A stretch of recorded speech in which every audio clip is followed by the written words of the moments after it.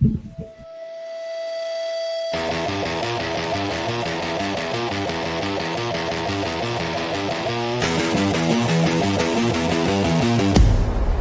Chris Parrish Podcast, along with the Turnbuckle Affiliation Program, bring you the NXT Halloween Havoc Watch Party.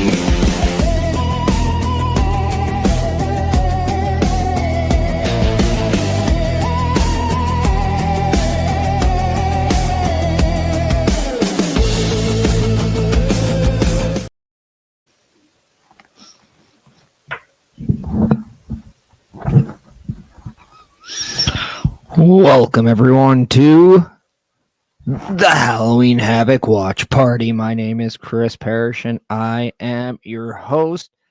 I'm just having a little issues dealing with this on the Facebook side because, well, Facebook decides to be its own villain. So, very fun, but yeah, we will get that settled for you quickly. I just want to thank everyone for showing up. How is everyone doing? We are getting ready for Halloween Havoc, and we are getting Ricky Saints, the champion, and Trick Williams entering the building. That's exactly what we're seeing right now. So yeah. But yeah, let me know in the comments what match you are looking forward to, as we're seeing Sol Ruca and ZARIA in the back. ZARIA is defending the Women's North American Championship against Blake Monroe, as Sol Ruca is not medically cleared to compete. So yeah, leading to speculation on if something's going to happen there. We see JACY Jane and the rest of Fatal Influence come in as she faces off against TATUM PAXLEY, who won a Battle Royal to be #1 contender. So yeah, let me know how everyone's doing, as I am going to be getting ready. Well, I got to get the Facebook back up, and it's been a lot of fun dealing with that stuff. So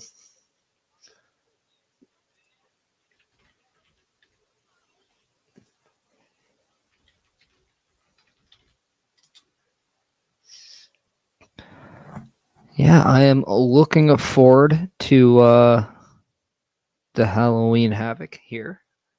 I mean, I think it's just so surreal to think we're still gonna watch the Hardys, and we got the Broken Compound as they take on DARKSTATE, and it looks like we are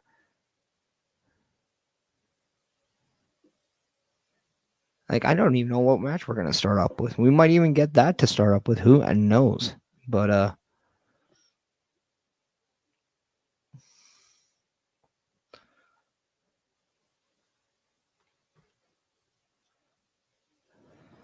yeah, as you guys could assume, we are getting JACY Jane and TATUM PAXLEY video promo. So very well could be looking to start off with that match. So let me know in the comments what you guys think about JACY Jane and TATUM PAXLEY. Do we think TATUM PAXLEY is going to walk out the new NXT Women's Champion?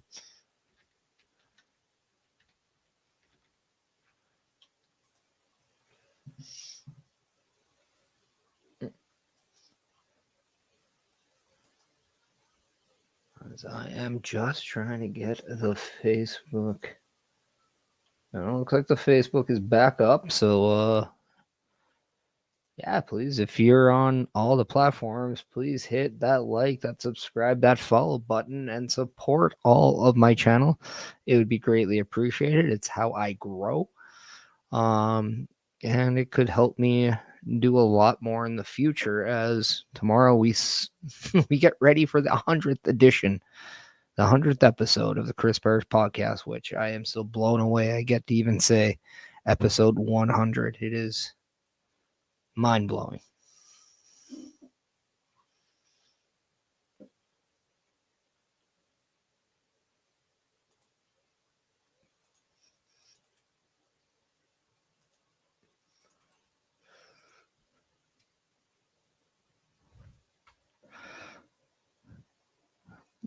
I appreciate everyone who's on all of the platforms. We are on X, we are on YouTube, Twitch, and Facebook. No Instagram today.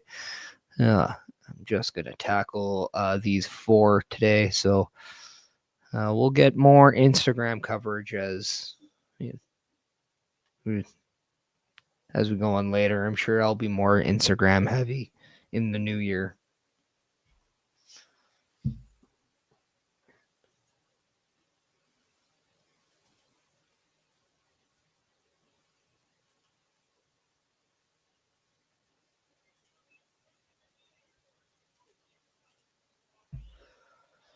Yeah, for watching on the YouTube side, please hit that follow or that follow and that thumbs up, hit that notification bell button to alert yourself every time that I go live, whether it's from the Chris Parrish podcast or it's one of these watch parties. And we got Javon Evans coming down, so we are starting off with some tag team action as Javon Evans and the TNA X Division champion Leon Slater take on the team of PARKA and Mr. Iguana.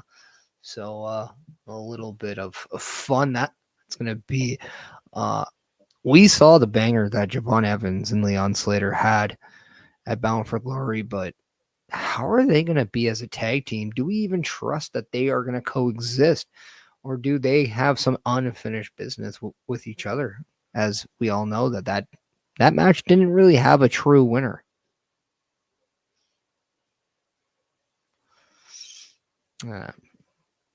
CBRS Entertainment coming in saying, can't wait for Mr. Iguana.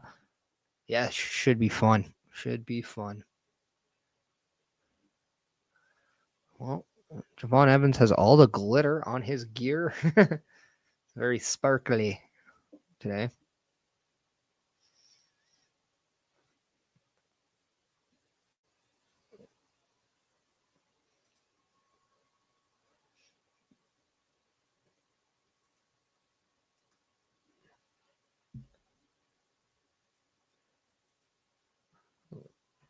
It's hard to imagine that Leon Slater and Javon Evans are they're under 23 years of age, both of them. I think they're both 21 to 22, 23-ish.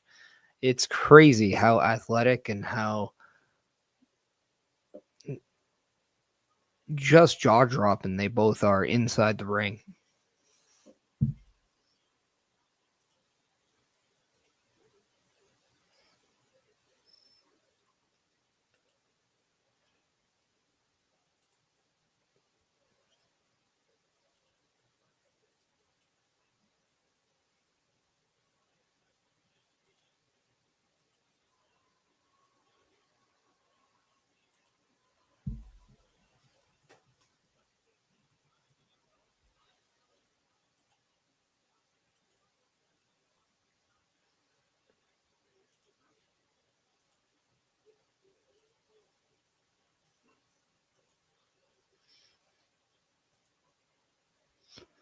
There we go. I think every little aspect on the Facebook is officially fixed. So my apologies. I don't know why Facebook always is the troublemaker out of all the platforms, but I mean, it is what it is.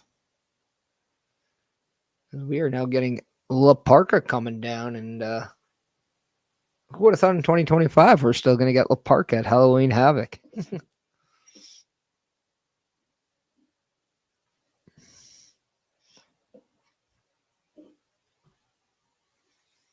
Yeah, Facebook is just, I don't know. I have the same issues with Instagram at times too. I think it's just that meta connection as Mr. Iguana is crawling down the aisle. Mr. Iguana is a AAA mixed tag champion.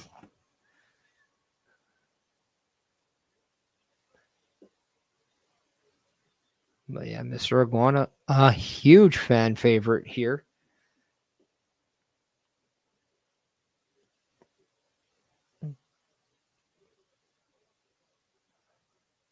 It's coming. Halloween Havoc is coming to you from the Finlay Toyota Center, just outside in, I believe, of It's in Arizona.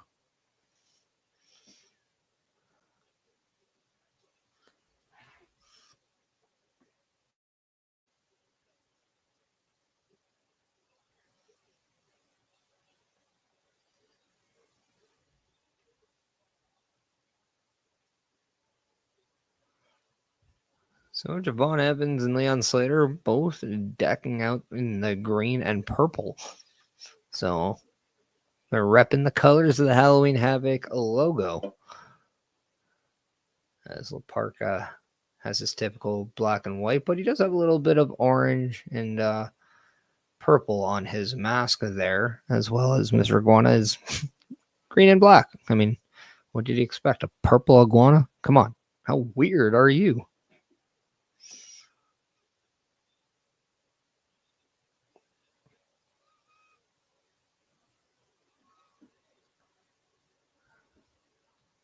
Well, PARKA gets the early advantage. Let's see. He gets that hammerlock on Javon Evans.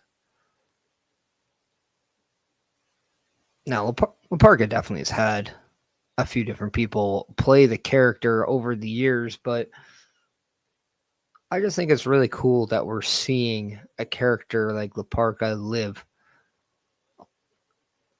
through all the time. Just, so many different generations can be influenced by the character, and both everyone who plays PARKA is going to have a little own spice and zap to it. So it's going to be fun just to see the evolution of the character.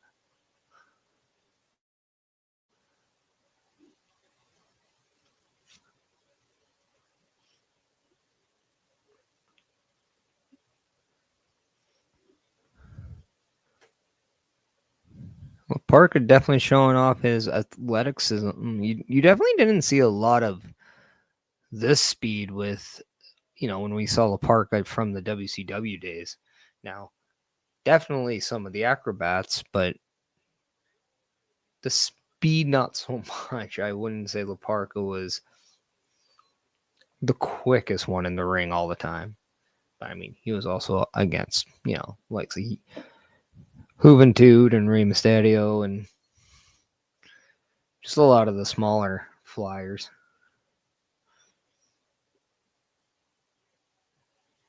Yeah, no, PARKA in a WWE ring is pretty wild, but I mean, it's pretty wild just to see anybody from AAA still in WWE.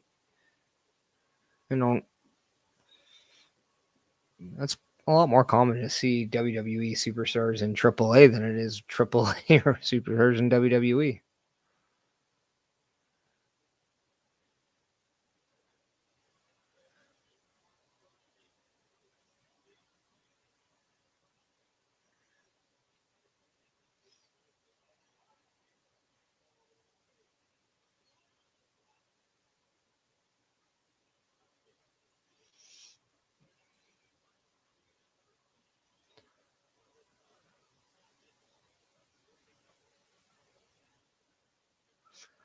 And a nice trade-off on pin sequences there by Mr. Iguana and Leon Slater.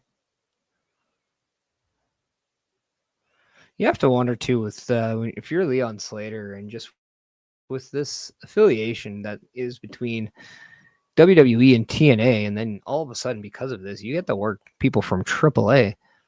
Leon Slater just turned 21 years old just a few weeks ago. In fact, he actually did it during the Impact tapings live in Edmonton. So it just in a short amount of time, Leon Slater's been able to go up against a lot of different people from a lot of different cultures, a lot of different backgrounds. Can only wonder when he's 5-10 years deep in or deeper from this moment we're in now, just how polished and experienced and just savvy he's going to be.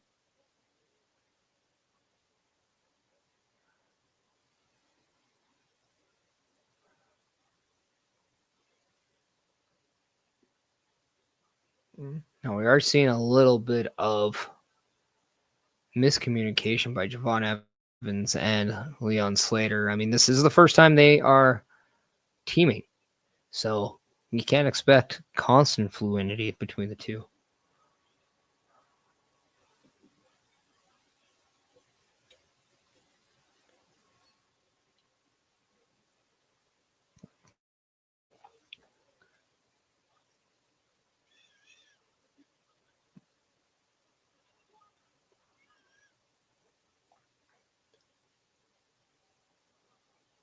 as Mr. Iguana went diving through the top or the middle rope and the top rope to fly on Devon Evans and Leon Slater there.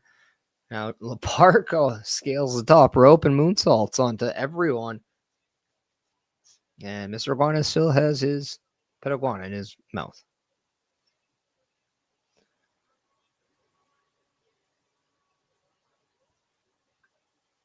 But what footwork there by Parka scaling and just tight roping onto that top rope.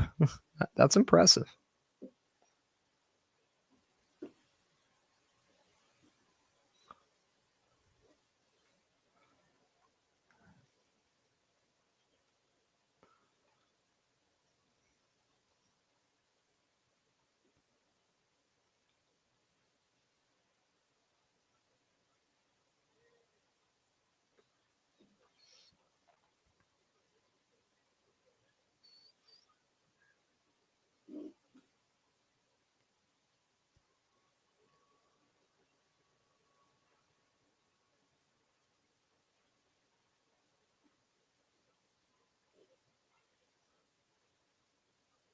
Now you have to, I don't know. I mean, I have Javon Evans and Leon Slater winning this match, but it wouldn't surprise me at the very least if there's something bigger between this match and maybe we see a little bit of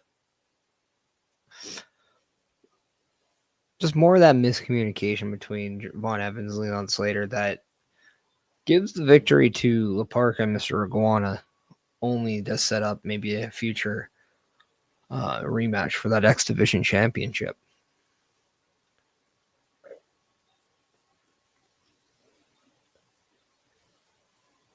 Prescott Valley is where Halloween Havoc is. I know I said it was somewhere in Arizona, but Prescott Valley.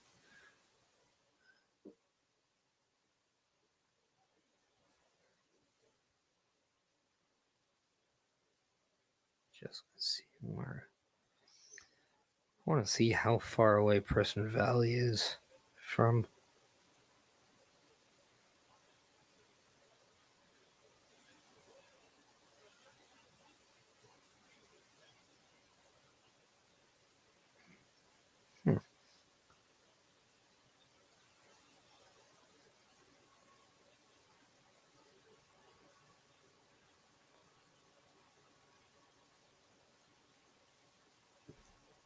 Well, we got that hot tag there to Leon Slater and Mr. Iguana. Just an amazing drop kick there by Leon Slater.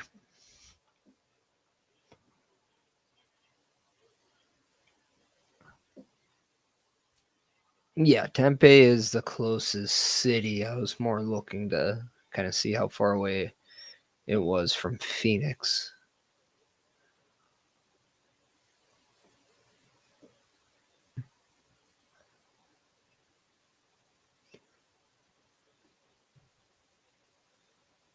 Let's just use the good old Google machine to see.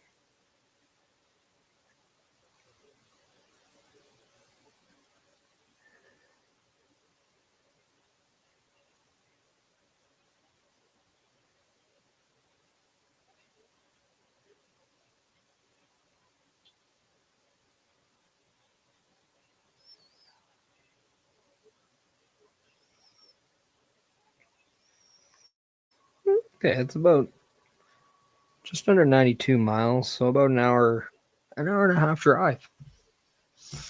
So not that far. For Canadian, it's maybe about give or take 150 kilometers.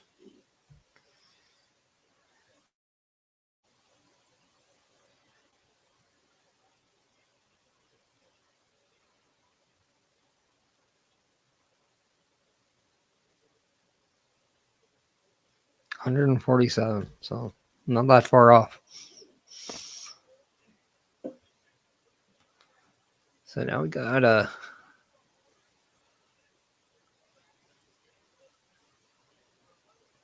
nice submission there by Mr. Iguana, but Javon Evans able to pick him up. Oh, and a corner power bomb. But Mr. Iguana did get that cheap shot in, and that prevented the tag made to Leon Slater. Or I thought it did. We did not see a tag between Leon Slater and Javon Evans there.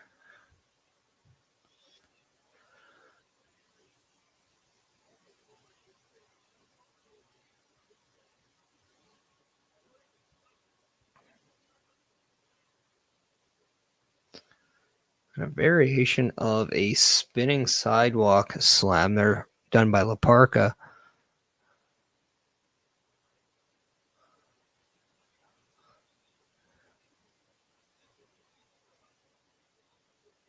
You have to think if Mr. Iguana or PARKA pin Leon Slater, does that give them an opportunity at the X Division Championship?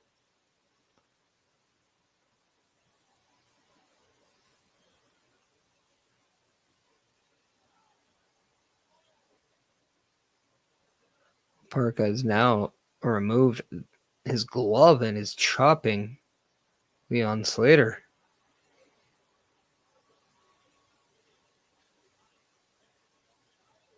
And then one for Javon Evans for good measure. And then he eats a super kick for his trouble.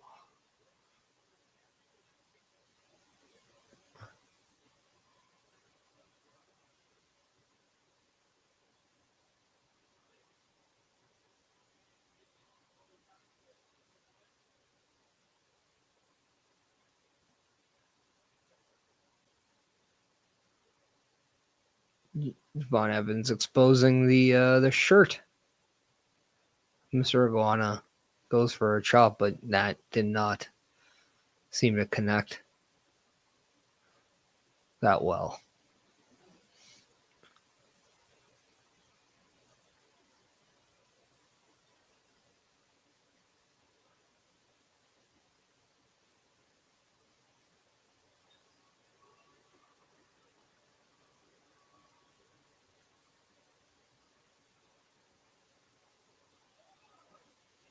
And Mr. Iguana is chopping his opponents with his lizard.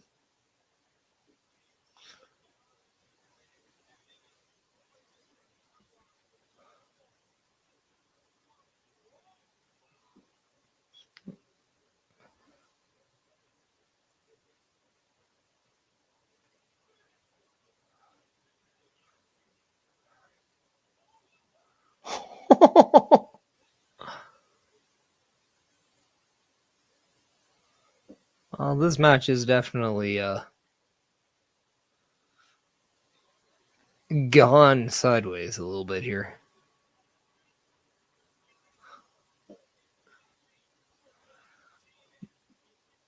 There's a lot of no tags, just action from everyone. Where I really don't know what to make of this match.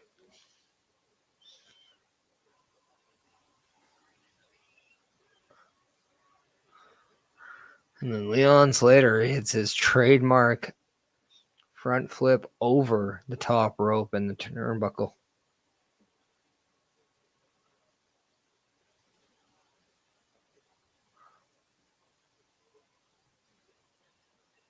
Beautiful crossbody on a little PARKA.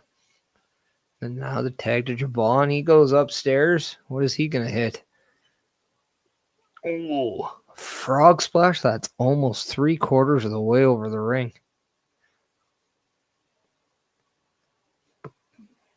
Doesn't pull the PARKA away. I'm going to do a little bit more. I think now we're getting into the good stuff in this match here.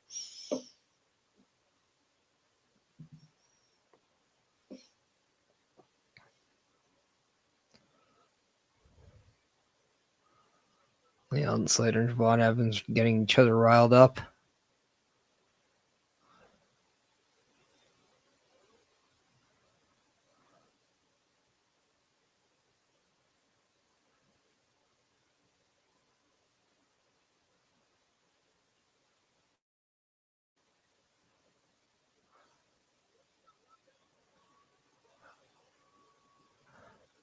Well, slingshot cutter there. Looks like Leon Slater is not staying around for the comedy that Mr. Iguana is willing to have.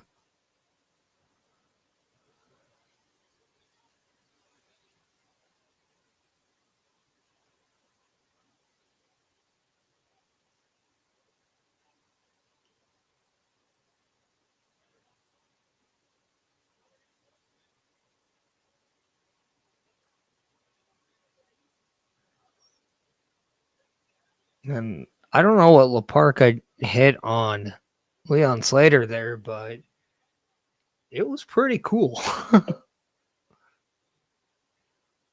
was definitely like a modified screwdriver / brainbuster.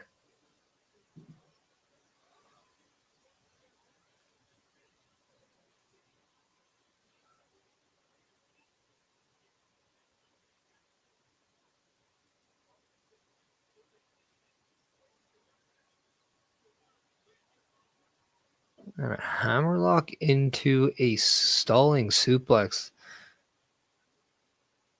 Parka definitely has a innovative arsenal when it comes to maneuvers.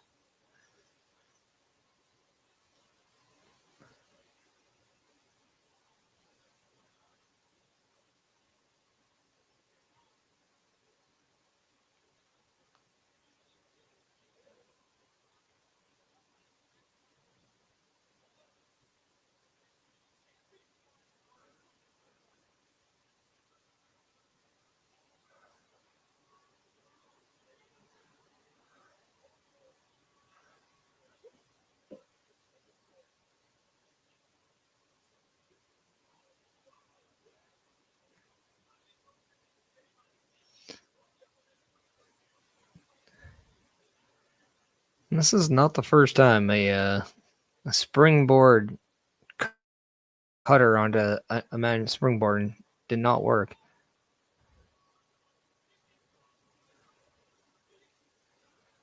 But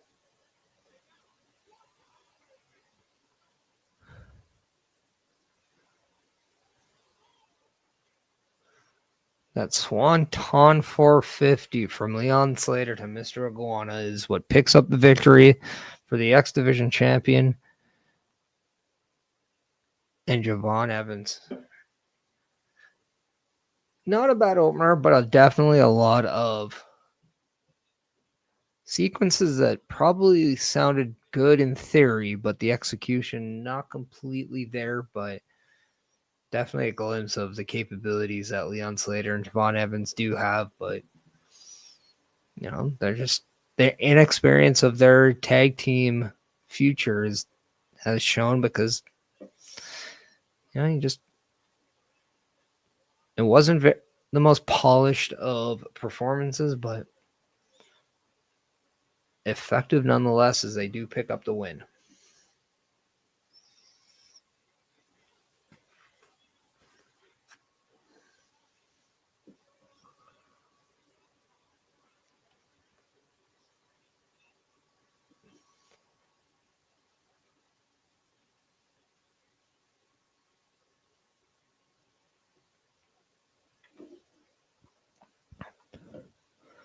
Now, as you can see down in the bottom, this Halloween Havoc is being brought to you with the thanks of Chris Bear's podcast, who's also in partnership with Beardcade YEG, located on 10544 82nd Avenue in Edmonton, Alberta. They are the home of all your major WWE PLEs and AEW pay-per-views. So if you want to go and check out great food, great atmosphere, great times, great entertainment, and well, guess what? Also, some wrestling every now and then, please go check out Beardcade YEG, and you can follow them on X, and you can also follow them on Instagram. That is Beardcade YEG on X and Beardcade White on Instagram. You can also follow them on Facebook as well at Beardcade White. and that is white with a Y.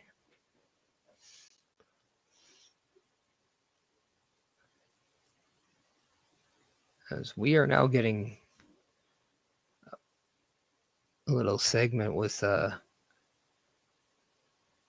North American Champion, All Ego Ethan Page. As it looks like we are about to set up for our Dawn of the Dead match with Dr. Wagner Jr.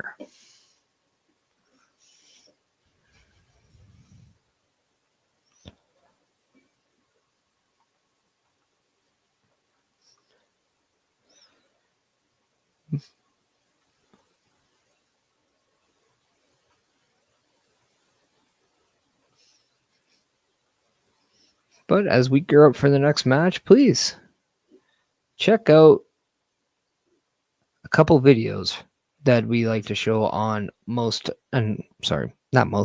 Turnbuckle Studio and Turnbuckle Affiliation Program shows, and that is our Help Wanted ad as well as our Redbubble plug. So check them both out. The Turnbuckle Studios store is open for you 24 hours a day, 7 days a week. Get the merch and represent the best from the shows you watch on a weekly basis. Multiple styles to choose from with over 10 products available. Don't get left out and pick up all your favorites today. Find us at carlcarafell.redbubble.com. A Turnbuckle affiliation program is looking for more people. If you have passion level for pro wrestling, sports, videos games, or something else, then Turnbuckle Studios is the place to be. If you have ever wanted to pursue content creation and want to join our team, then we would love to have you. Check out turnbucklestudios.org or contact us by email today because your future is now, and we want you to tap in.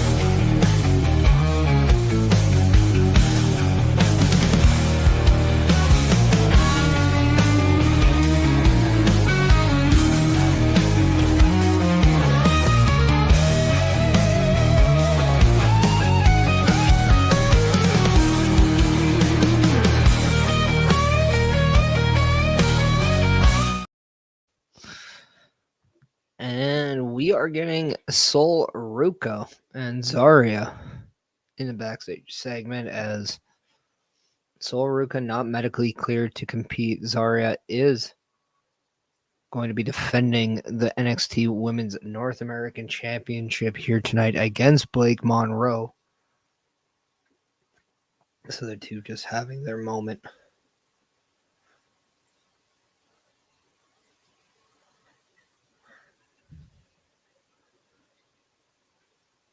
They're cut off by TATUM PAXLEY and Izzy Dane from the Colin.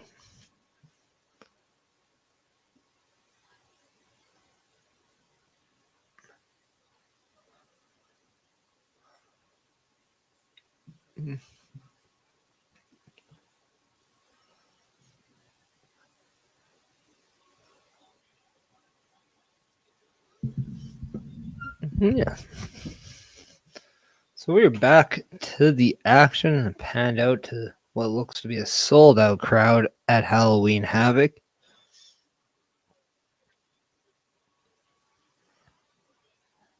Looks like a nice little venue too.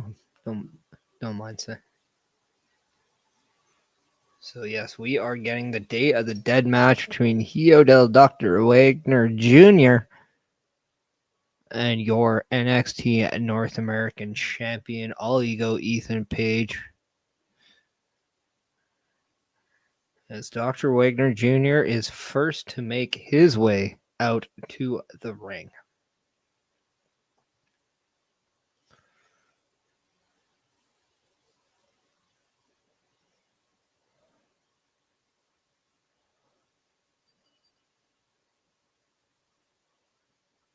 Now he is your AAA Latin American champion, but that title is not on the line here tonight.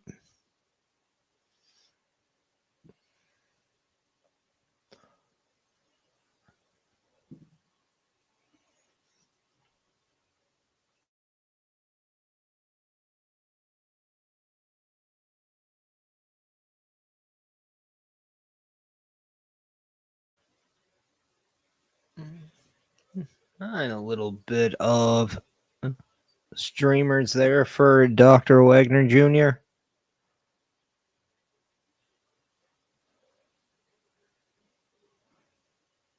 Dr. Wagner's in purple with some black and silver outing.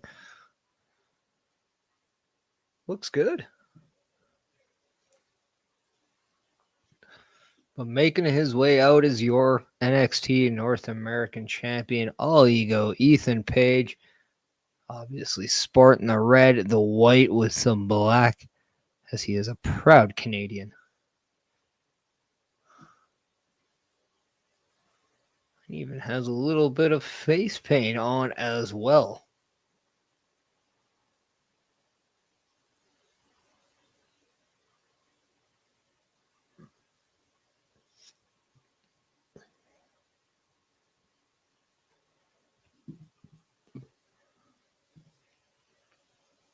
Showing up his custom version of the North American Championship with a strap that has the Canadian flag on it.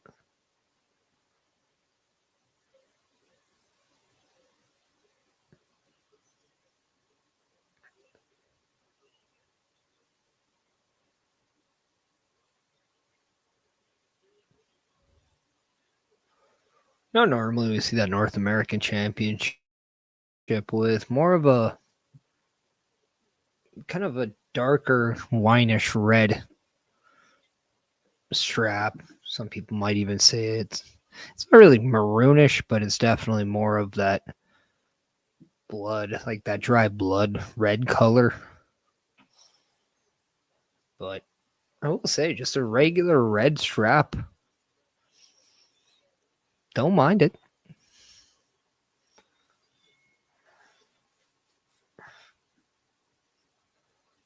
As a Day of the Dead match, dim the lights, create that ambiance that we have. Kind of have a purple light kind of showcasing it. So not a bad visual that we have here. Kind of gives you a vibe of that like smaller independent wrestling show.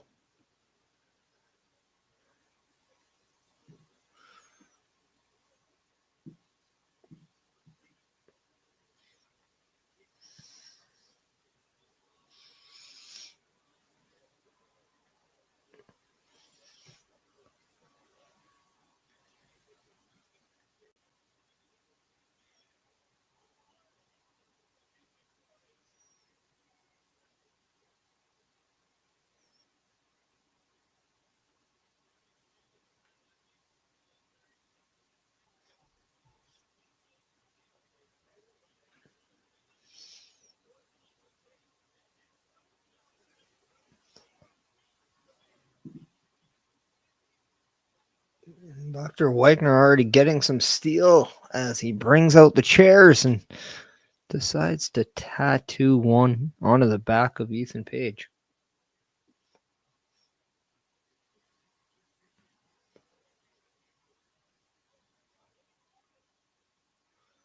Joseph is wearing a nice little Riddler suit, green with that, the black question marks on it.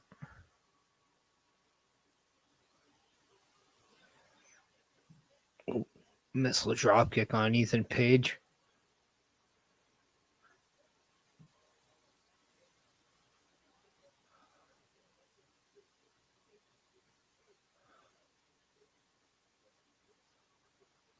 I kind of thought Ethan Page was losing some of his face paint, but it was just his hair. I'm just not used to him wearing face paint.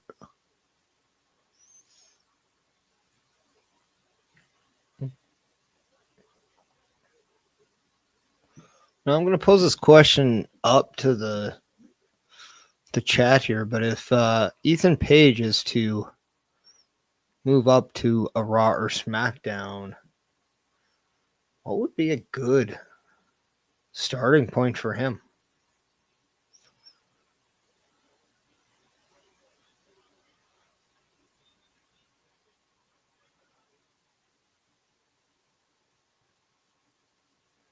Dr. Wagner has Ethan Page kind of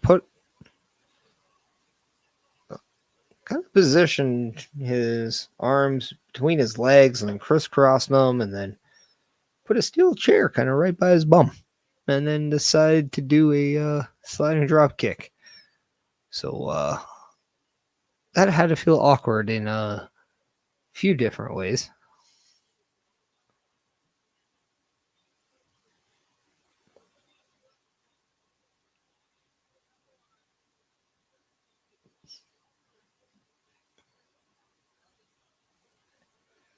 Now he's bringing out a garbage can. Oh, Ethan Page did not seem to like that shot one bit.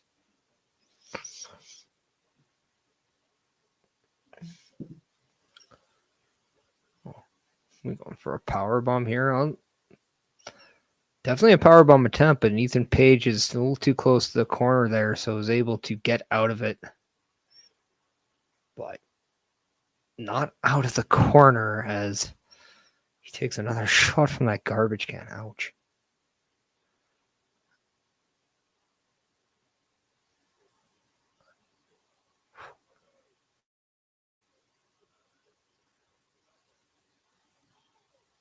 Ooh, beautiful move there by Ethan Page.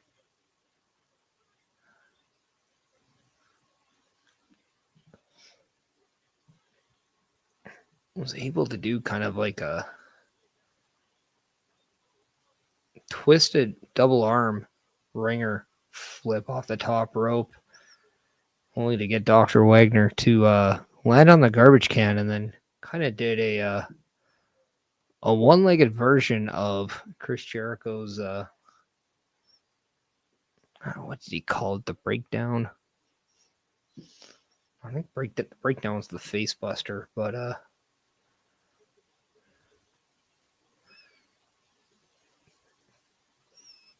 you know what I mean, like when he grabs the back of the head and brings his knees to the chest of his opponent, but instead of the knee to the chest, he put the garbage can lid on his knee.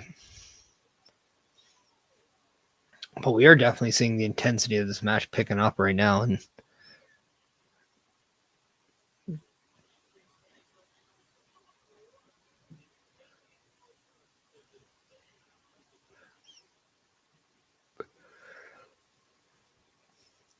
given Ethan Page's wrestling IQ and his ability to adapt to the situation, I don't know if a hardcore match is definitely the right way to get ahead on Ethan Page, because he just has a great way of knowing how to use the weapons and just adding them to his offense.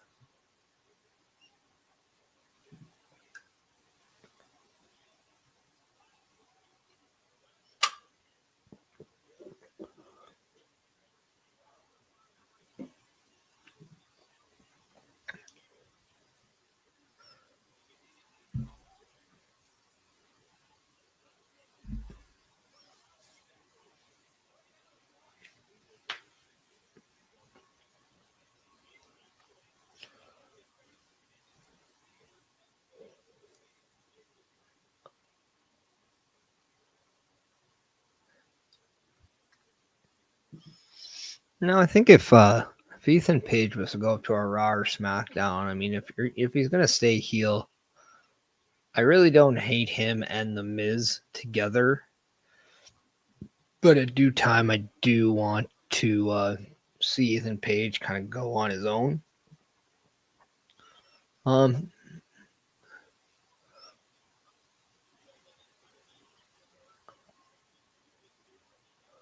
But if he was going to do something completely different, then I mean, I really wouldn't hate seeing maybe a Canadian faction.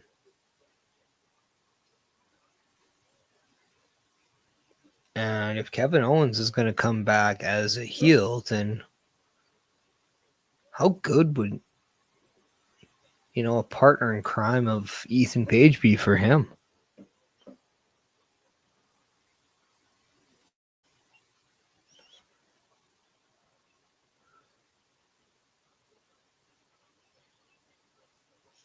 Ethan Page has now slid a table into the ring here.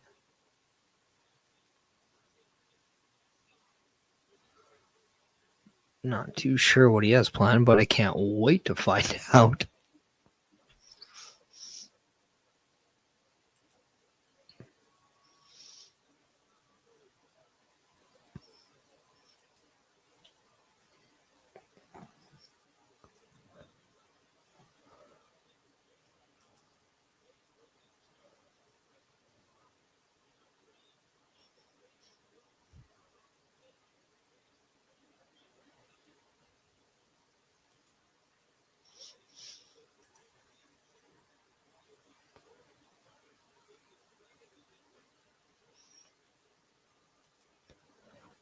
So what do you guys think about the Day of the Dead match? Are you guys enjoying it? What do you guys think? I mean, it's basically just like an anything goes match. Maybe a no disqualifications match. But Ethan Page is bloodied up on the forehead there. It's kind of washing away the face paint that he does have on his face. Like now, he doesn't have the full face painted, by the way. It was only half of the face. What?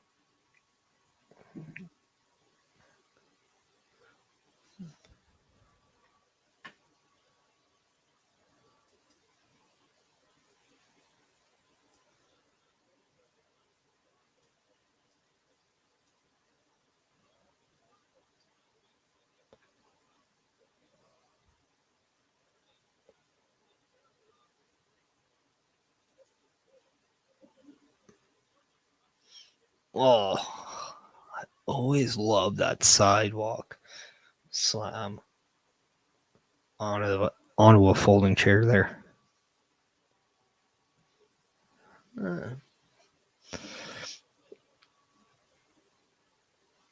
Yeah, I don't know. Like the lighting's not getting to me as much, but again, I know a lot of the independents kind of in our area kind of have the dim feel, so it feels to me it just feels very independent show-esque. And it's not like it's like a red light that, the Fiend had and we saw somewhere else, but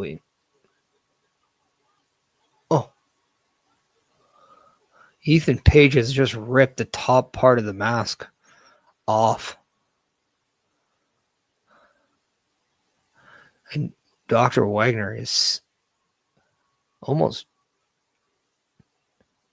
in a trance now. Ethan Page with his face painted kind of looks like that I Love Turtles kid.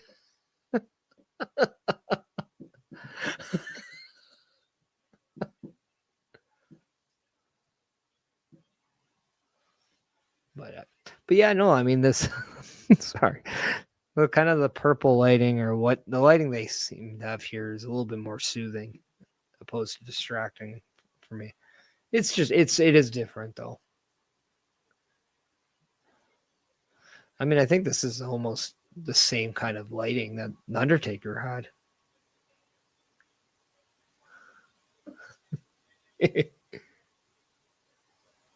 I like titles.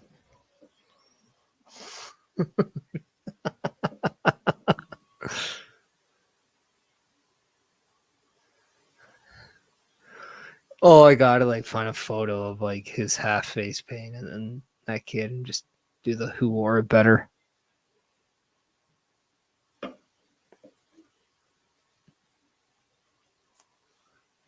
Code breaker. That's what the move was called. The breakdown was like the double, like the full Nelson face plant.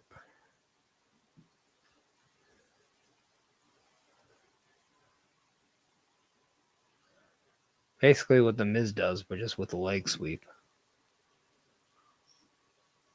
Remember when he did that for a little bit? I think he did that when he after he won the undisputed title. He was a heel. They gave him that move to kind of have something else. Didn't last very long though.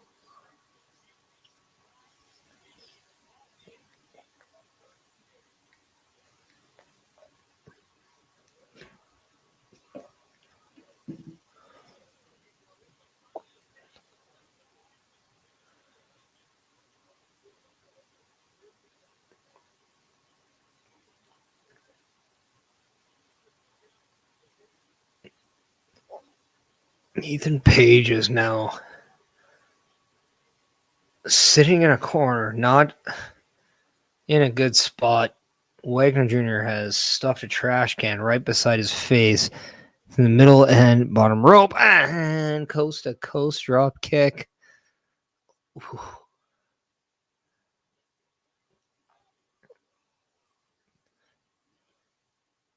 Dr. Wagner Jr. is definitely bringing it. And Dr. Wagner with like that kind of that ripped off mask definitely looks like a Mortal Kombat fighter.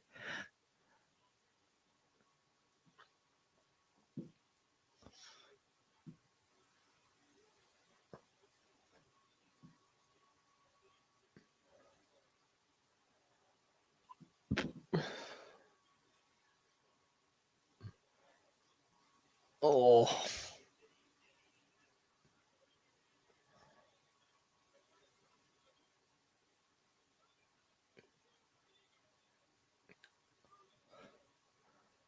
What a beautiful sequence there. Dr. Wagner had Ethan Page up in an electric chair. Ethan Page goes for the mask one more time and just was able to then get the advantage to throw Wagner Jr. into a chair that was between the top and the bottom, or the middle rope.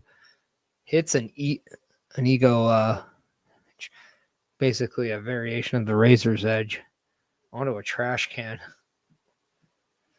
That's good. Like that's one thing I love about Ethan Page is like his ability to adapt to the situation and think on the fly, and just knows how to use things to his advantage.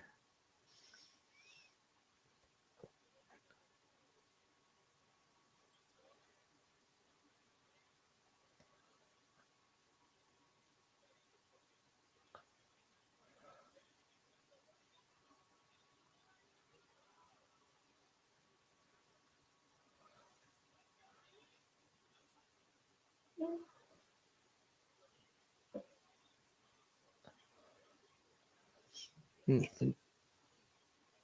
mean, this match has been pretty good so far. And we still have yet to see that table kind of find its way into the match. What beautiful. Shades of Christopher Daniels with the prettiest moonsault ever, or the best moonsault ever. Shout out Tiffany Stratton, who does the prettiest moonsault ever. But, oh, there we go. Now, Dr. Wagner is now setting up that table, so you have to think that this is kind of whoever goes through that table is most likely the loser of the match.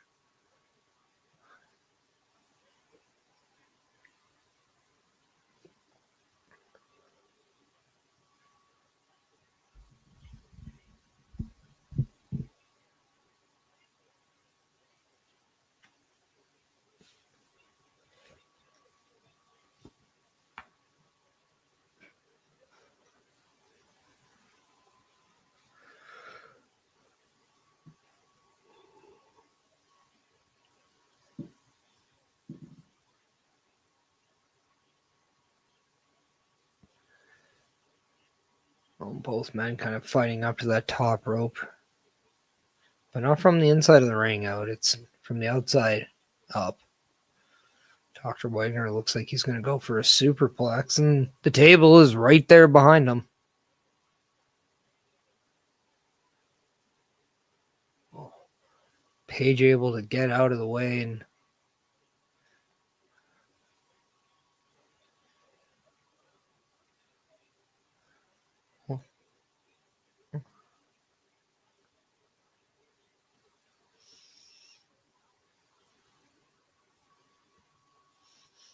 Wagner is very blind by his own mask there. Oh, and Ethan Page has thrown some flour into the eyes of Dr. Wagner Jr. only for a cutter off the top through a table. And that does it. Ethan Page has retained his North American Championship in a fantastic Day of the Dead match.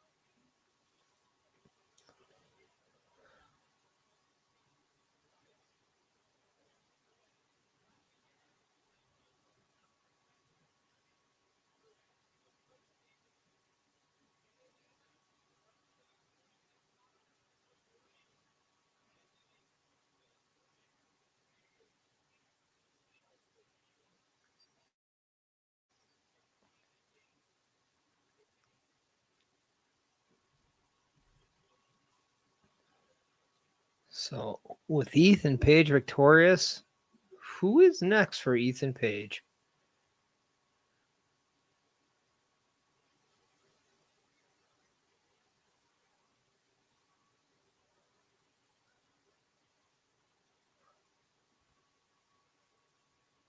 As we have faded to black, and we now have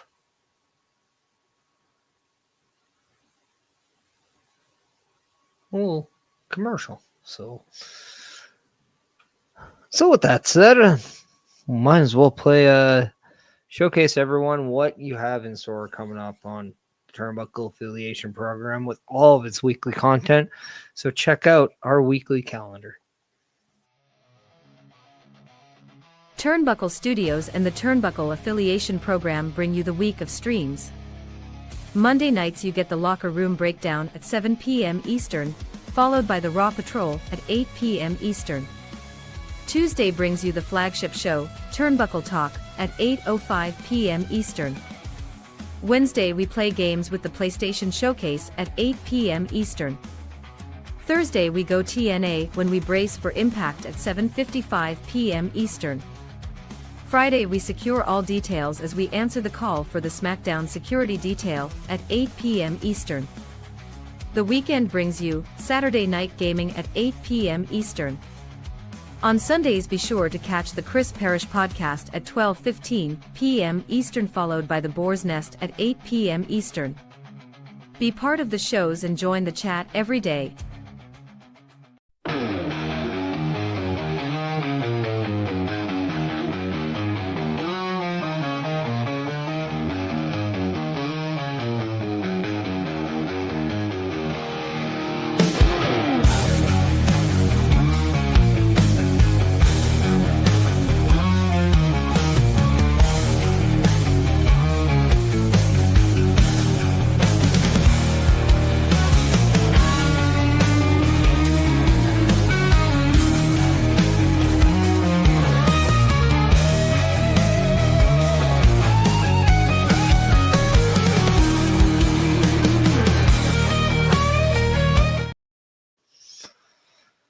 And we're back because we got a little backstage segment there with Kalani Jordan, the TNA Knockouts champion, and Jordan Grace. And looks like a little bit of disrespect was shown as the one person who is standing up for Kalani Jordan.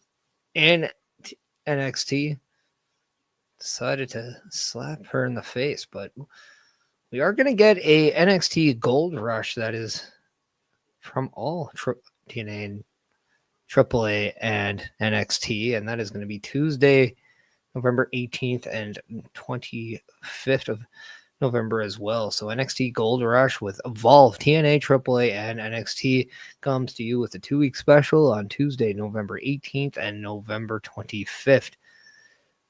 So looking forward to that. I know we've been, as fans, wanting to know when all three of those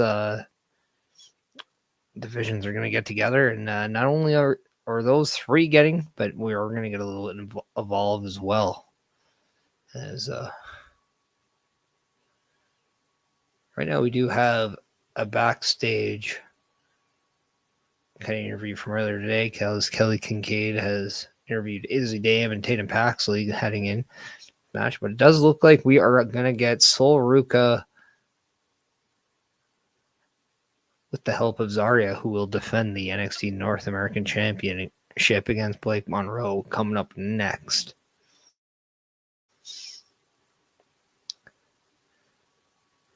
But yeah, I have to wonder, with all of this kind of focus on Tatum Paxley, I wonder if we do see Tatum Paxley become the next NXT Women's Champion. I'm going to kind of throw it out there. If Tatum Paxley wins the title, I kind of can see Izzy Dane turn on her and kick her out of the calling.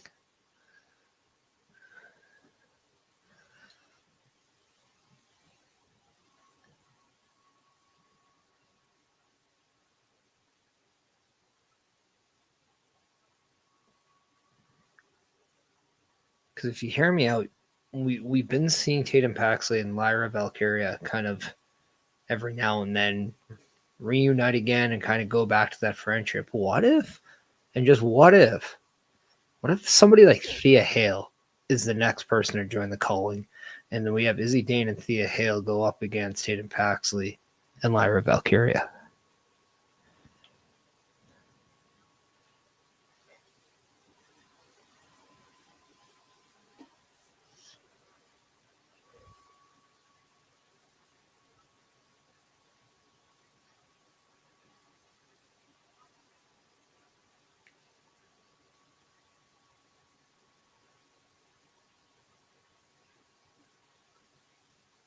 I mean, don't get me wrong.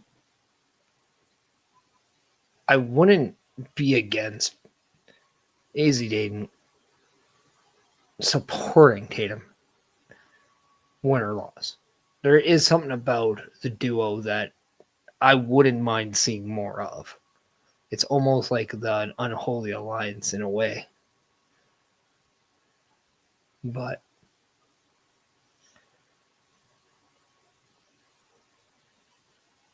And we have been kind of asking for more women tag teams in NXT, and Tatum Paxley and Izzy Dane could very well be one.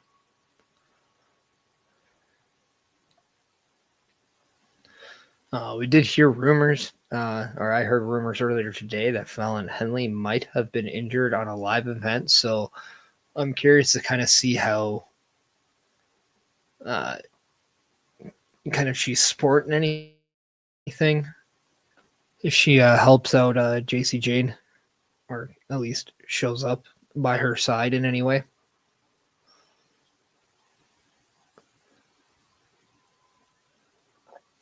But yeah, let me know in the chat if you think Tatum Paxley is going to win the title, and I'm very intrigued.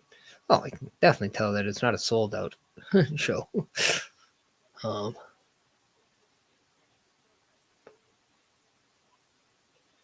But it seems to be, I don't know, probably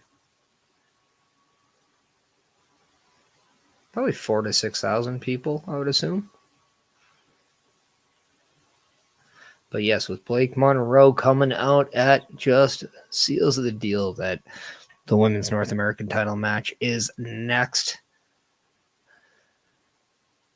This is the third of 6 matches, as we still have the NXT Tag Team titles, both the NXT Men's and Women's Championship left to go. So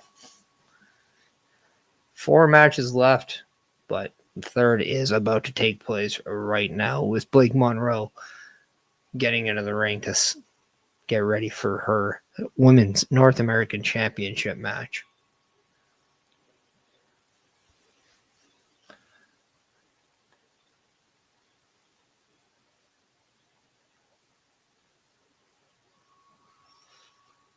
Let me know if you think Blake Monroe is going to take advantage of the situation and walk out as the new Women's North American Championship. And let's go ahead and ask the question. Do we see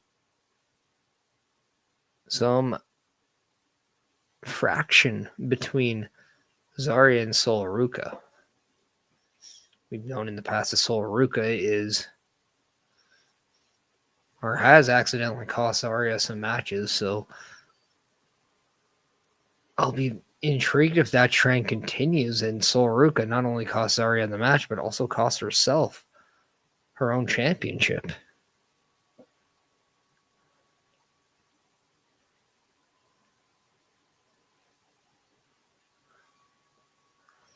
Now, if you ask me, if this is for the North American Championship with ZARIA versus Blake Monroe, I think it's only fitting that whoever wins this match is the North American Championship, and maybe Sol Ruca just officially has to give up the title as of right now, as she has kissed the championship and now handed it to ZARIA.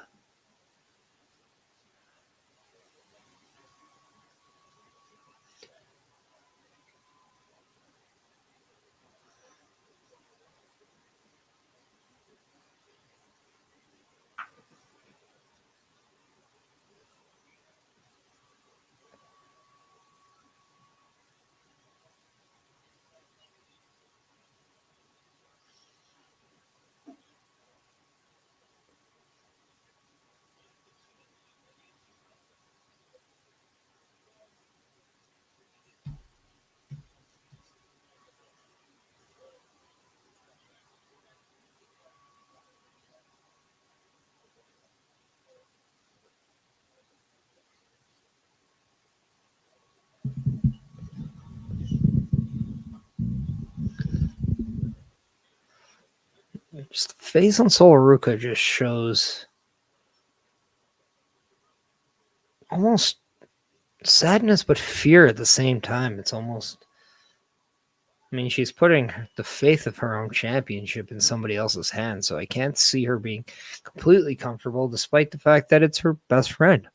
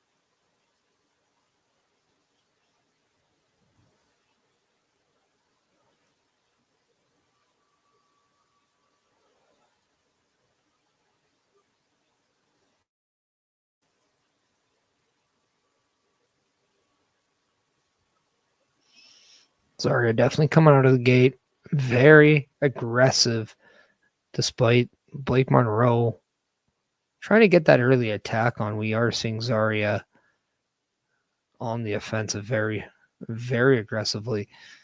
But Blake Monroe, not somebody that you take lightly. She is very cunning. She is very smart, and she knows how to get from A to B in just ways that you don't expect. So you got to always be on your toes when you're in the ring with Blake Monroe.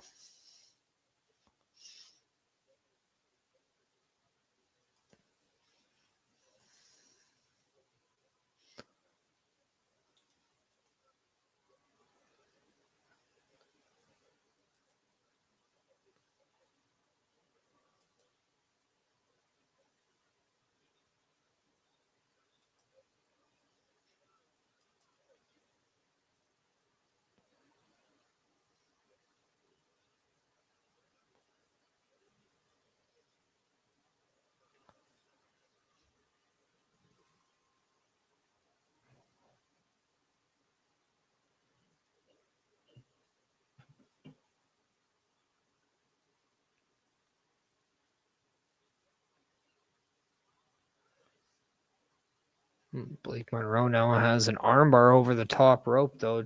Does have the 5 seconds to break the hold, or she will be disqualified. And she does break the hold.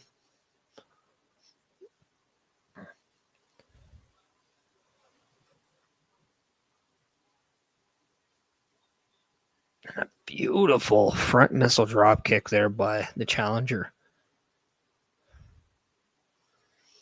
I mean, from Blake Monroe, like, you gotta kind of correct myself in that way, because really there isn't a champion in this match. We have ZARIA, who is not the North American champion, yet she's defending the championship as representation to Solruka, but Blake Monroe is the official challenger in this match.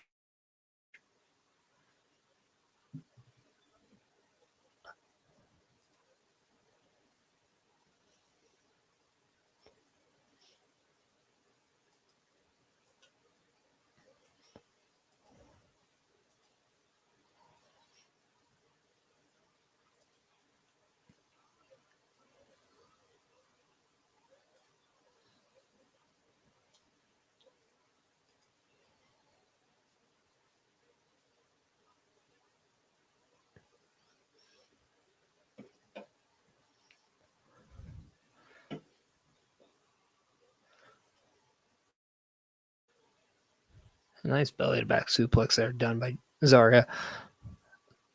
What I do like about this is we're seeing ZARIA with an opportunity here to kind of stand on her own in a championship match, and we kind of see what ZARIA can do, which I think a lot of the time she definitely falls to the back seat with Solruka, as Solruka does have both the NXT Women's North America and Speed Championship. So it's kind of nice just to get that fresh look on ZARIA, because I do think she came in with a lot of kind of almost like a very niche crowd that was very excited to see her, but I still think there's a lot of ZARIA to show here. I almost feel like she hasn't even scratched the surface of her potential.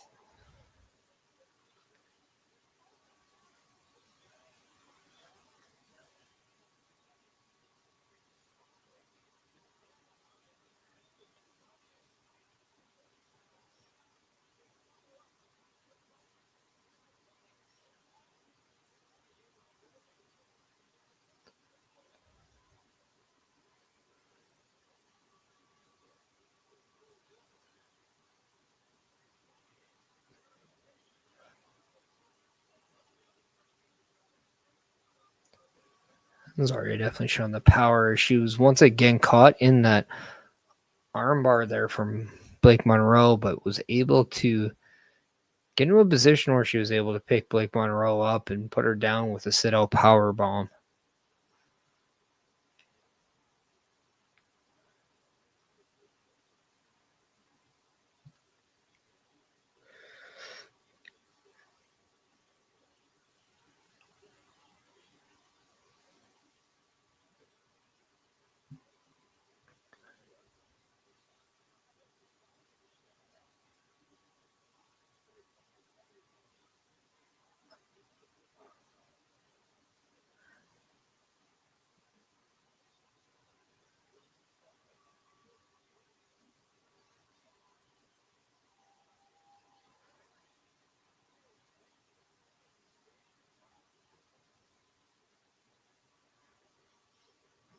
That was interesting. Both women were getting shot for shot off, and then ended up both headbutting each other at the same time. That was you don't see that very often. Oh, ZARIA just went for her shoulder block on a Blake Monroe, who was sitting by the stairs, but Blake Monroe was definitely baiting her in. She moved at the last second, and ZARIA hit the top part of the steel steps there and is favoring that left shoulder.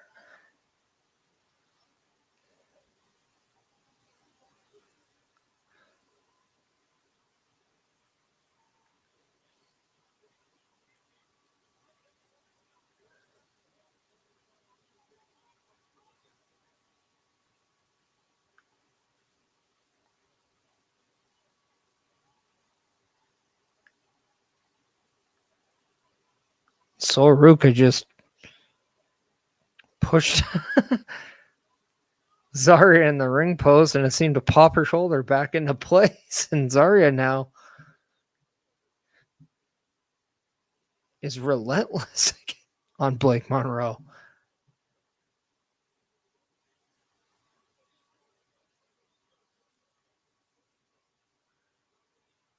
My thing is that not a disqualification, though?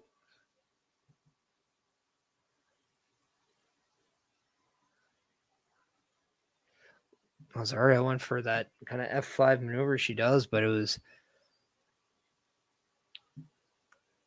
transitions into an armbar submission there by Blake Monroe, who is definitely trying to re-aggravate that shoulder.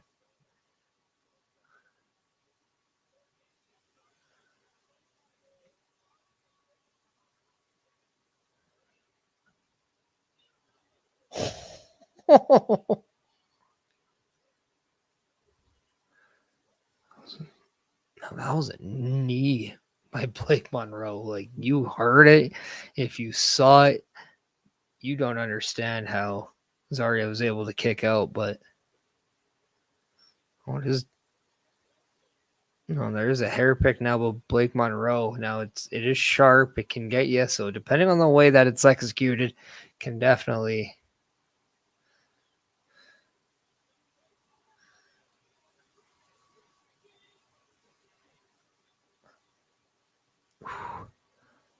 She went for a shot. She got a spear by Zaria, and that air pick has definitely been exposed. It's just lying in the middle of the ring there. Both women are now going to the outside, so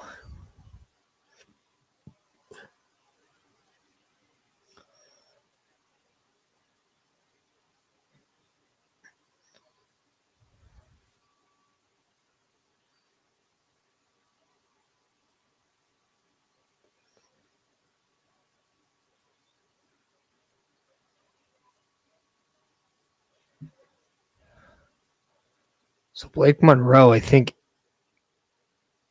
purposely inadvertently knocked down Soruka. That is allowing Zaria to kind of take to Soruka right now.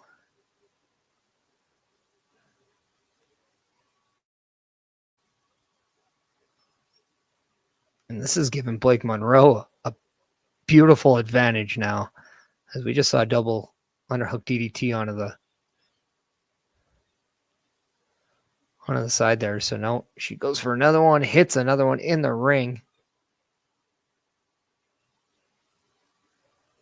And Blake Monroe has used that distraction to win the NXT North American Women's Championship. So Blake Monroe is your new Women's North American Champion.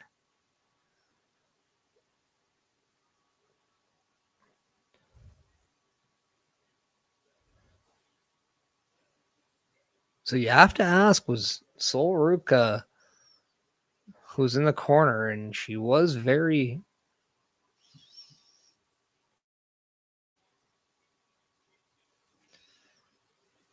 You almost can wonder her just being out there. Was that just that enough of a distraction that Blake Monroe could use to sucker and to lurk Zaria in and then pick your spot? So, I mean, obviously with the injury that Soruka has, she's not available to get physical.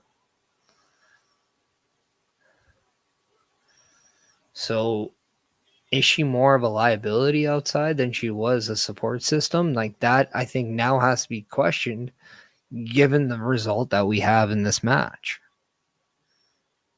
And that result is we have a new NXT Women's North American Champion. Her name is Blake Monroe.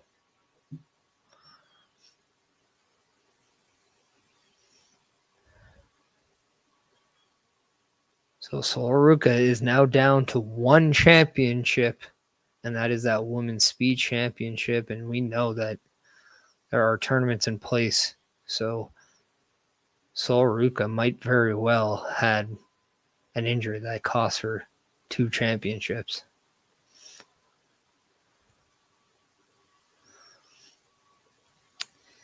Now this is the official watch party on the Chris Parrish platforms for Halloween Havoc, but the PLE Patrol is back. Back Saturday, November 1 with Saturday night's main event, but also November 29th for Survivor Series.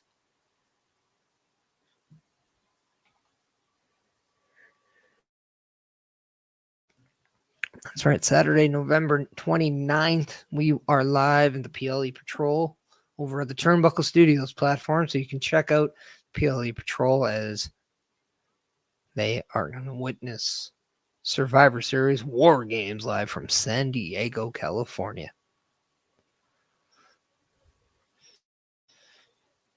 But we're going to just take about a 1 minute to 1 minute and 30-second break, so bear with us as we do that.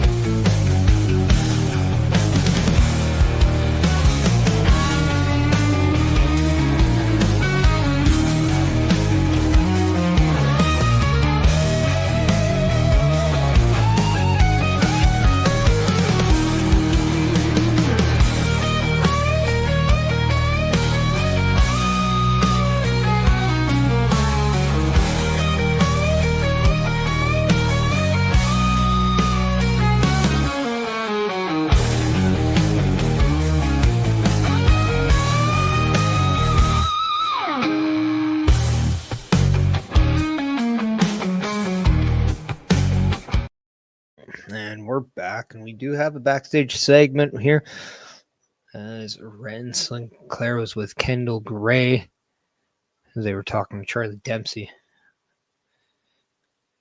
And then all of a sudden, Lash Legend is now in, and it looks like we could be getting a Kendall Gray versus Lash Legends for the Evolve Women's Championship. I think that's what we're kind of setting up, and I got to say that Evolve Women's Championship does look pretty nice.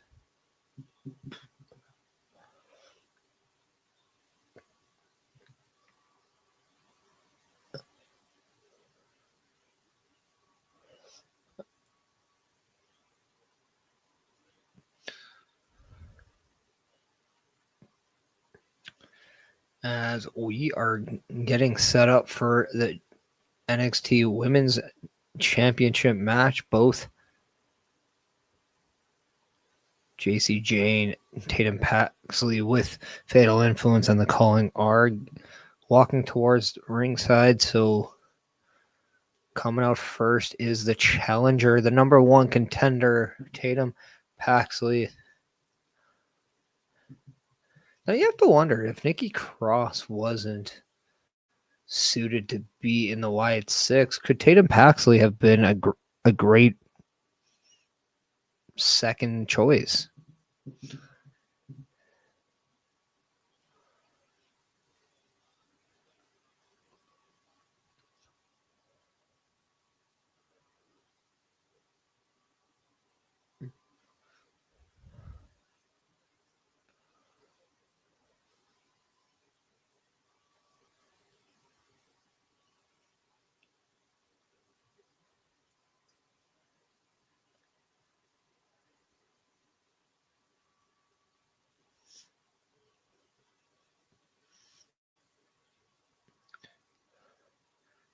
TATUM PAXLEY in the ring. This is her second ever women's championship match. So with the time that she spent here, only 2 opportunities at that NXT Women's Championship. Does she do in number 2 than she couldn't in number 1? And that is win the NXT Women's Championship.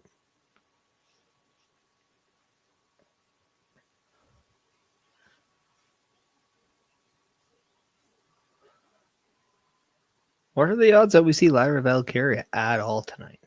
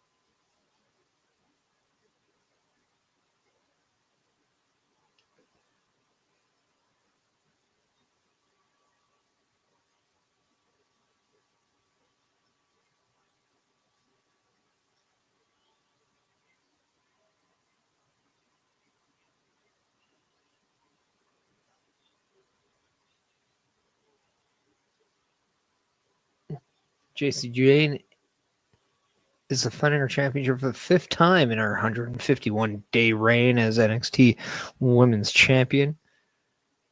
Does the reign end tonight, or does it continue? That is why we're here. That is why we're having the match. TATUM PAXLEY versus JACY Jane in moments, as we are now getting your in-ring introduction.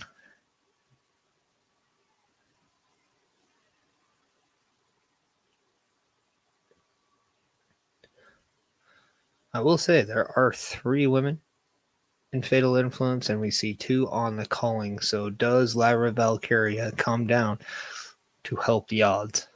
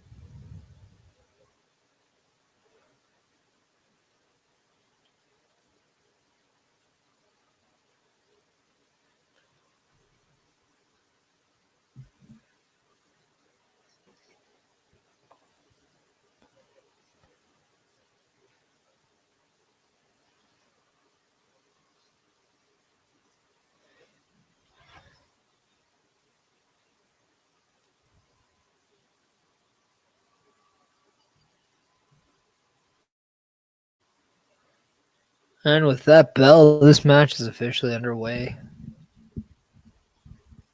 TATUM PAXLEY is wearing red and white, while purple is the color of choice, with a little bit of black for the champion. Now, the last time we saw this color matchup earlier tonight, red and white won. That was in that men's Day of the Dead North American Championship match with Ethan Page. So he took on Dr. Wagner Jr., who wore the purple.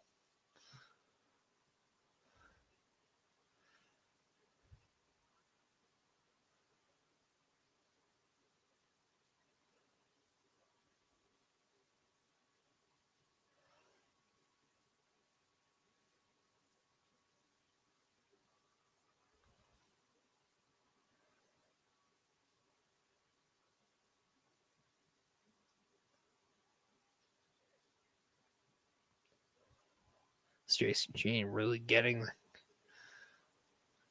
that nice arm bar and arm ringer on a TATUM PAXLEY. And then anytime TATUM PAXLEY is trying to get up, she is preventing it. So very good job done by the champion.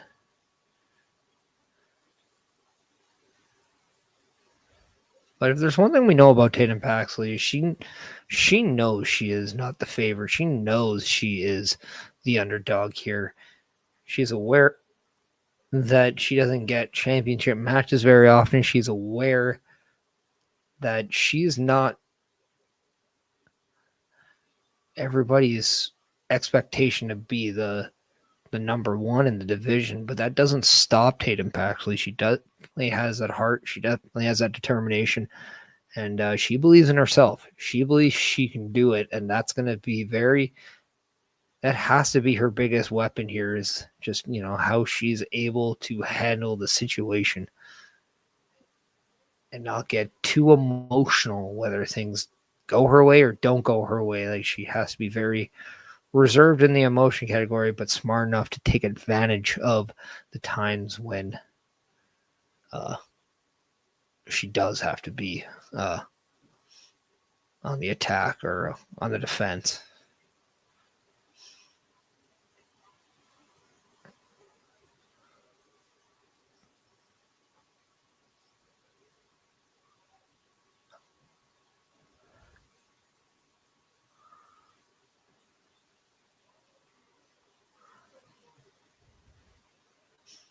And a little unorthodox maneuvers there, just attacks by TATUM PAXLEY, but that is what makes her different. And she doesn't do everything that everybody else does. She definitely has her own twists.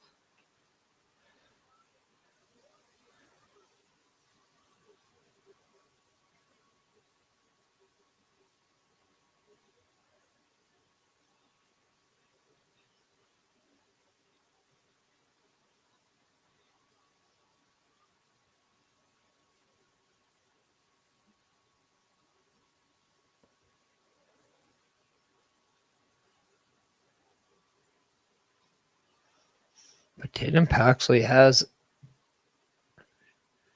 a champion role in a little bit, as she's just got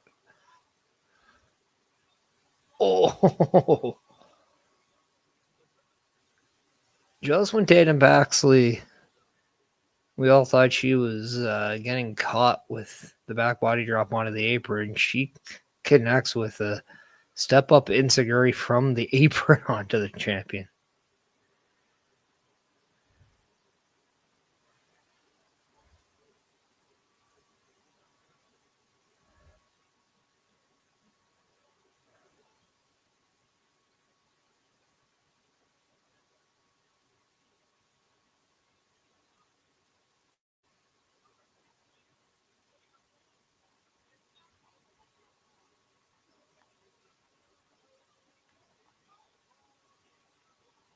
Oh,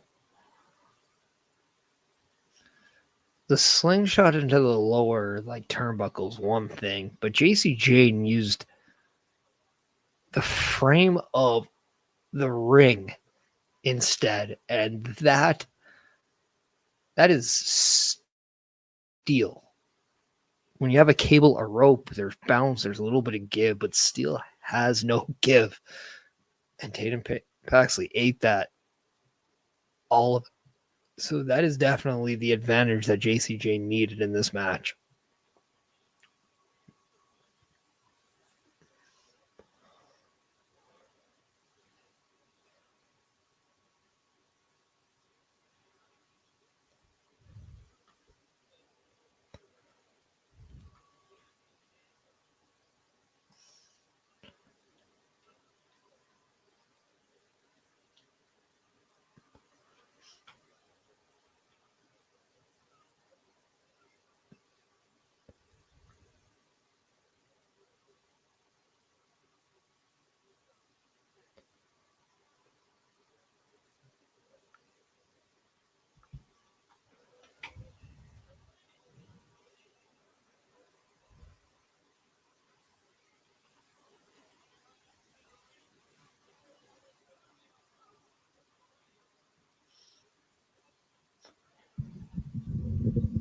Now, is JACY Jane, this just shows how smart JACY Jane as a champion is. She knows when the right time is to distract the referee that allows Fallon Henley or even Laney Reed just get a good cheap shot in.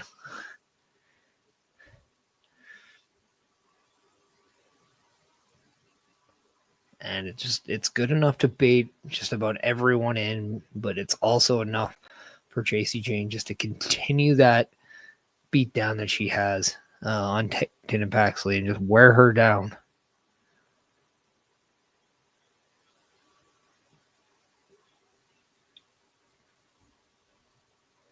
But you have to wonder at some point, when are we going to see Fatal Influence get truly physically involved enough to that sparks Izzy Dane to get involved in.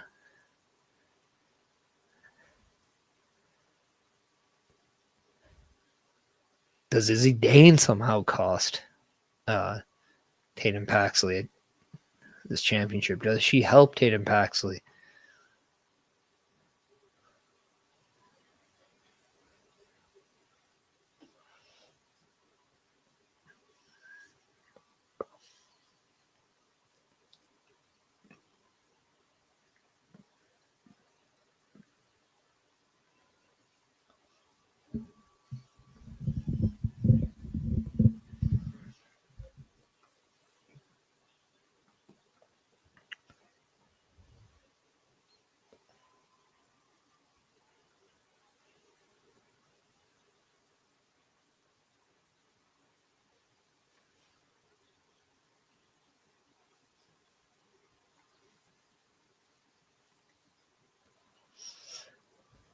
The champion now has a side headlock on Tatum Paxley, but as we're kind of watching on, I want to let everybody know once again the best way to support me and the channels that you are watching this on is by hitting that like, that follow, that subscribe, all that good stuff, whether it's on Facebook, Instagram, YouTube, Twitch, X, or even the Chris Parrish podcast on Spotify. Everything can always help out, and that is just how we grow as content creators. So if you can, that'd be great. Just takes a couple seconds, and it's very, very much appreciated.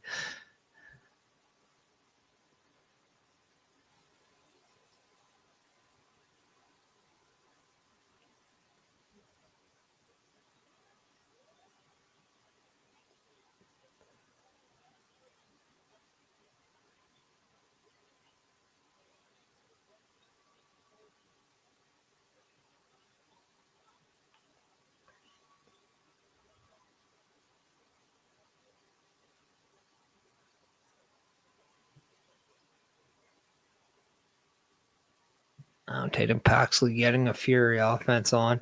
She gets some kicks on, gets some insecurities on, and she is now in control of this match. Beautiful suplex there by Tatum Paxley. She actually used a hook of a leg to get advantage onto that suplex. So a very innovative way and just unorthodox offense there by Tatum Paxley.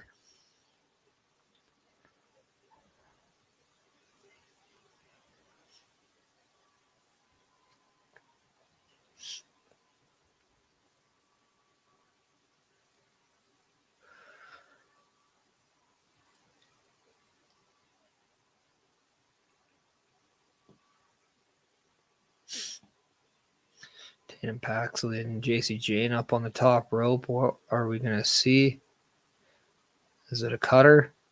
No, it is a nice swing neck breaker on it. From the champion to the challenger.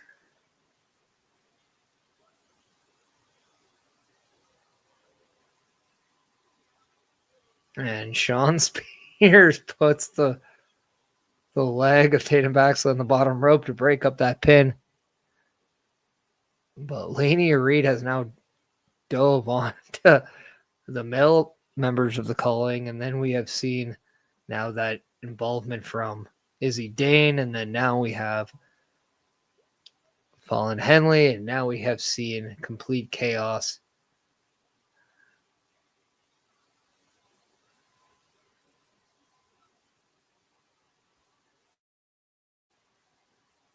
And now we have seen the calling absolutely. They have now been ejected from ringside, and they're getting the waves from Fatal Influence. But the official is saying, no, no, no. You both are also out of here. And it is to a basic one-on-one singles match.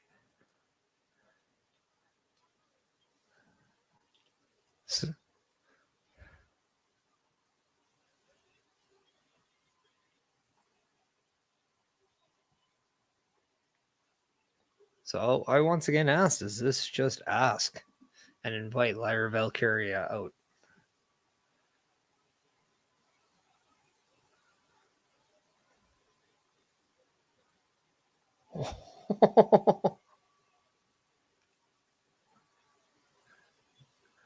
Man, these girls can just whip the knees, huh? Like, these knee strikes are just brutal.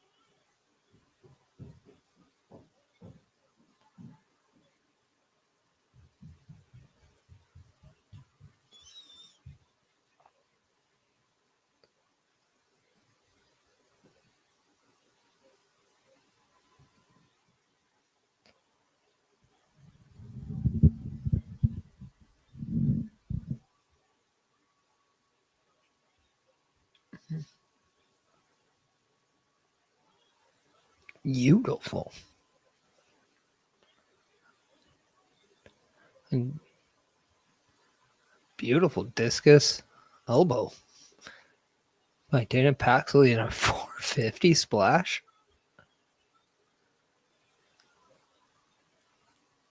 Kick out. I can. That's crazy.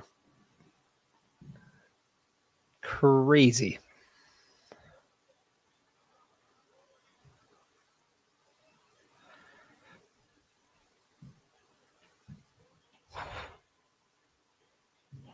That was close.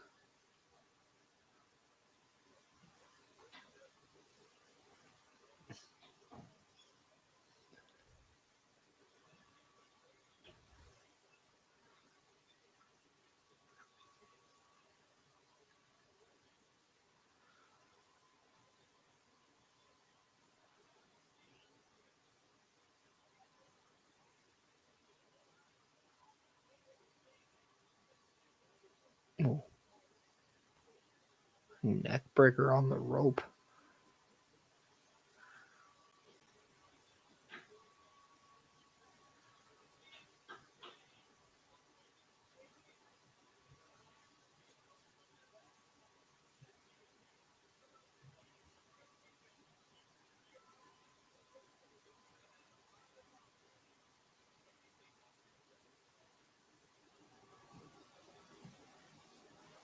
Oh.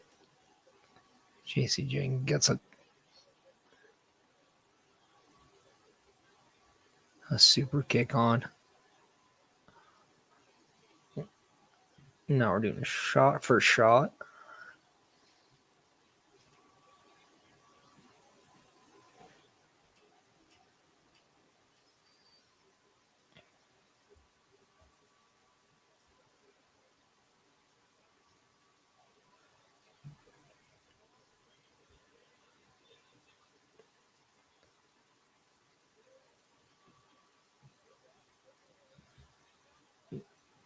Oh, we're getting McCullen coming back.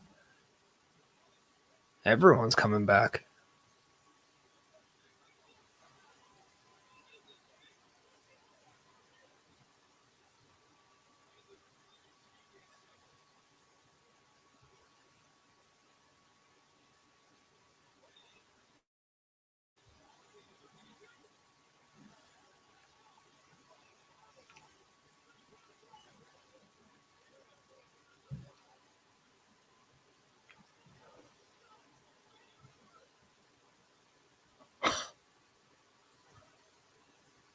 TATUM PAXLEY has just won the NXT Women's Championship.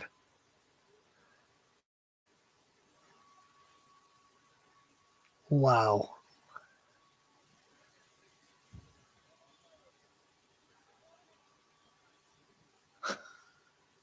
Wow.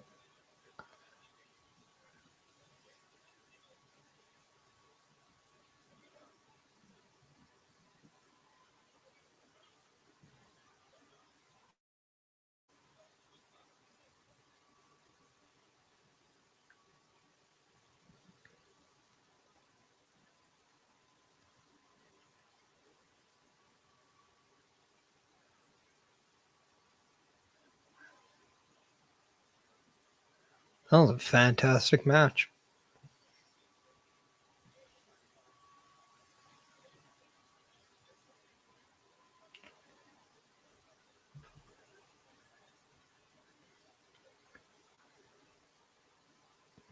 Once again, we'll be right back.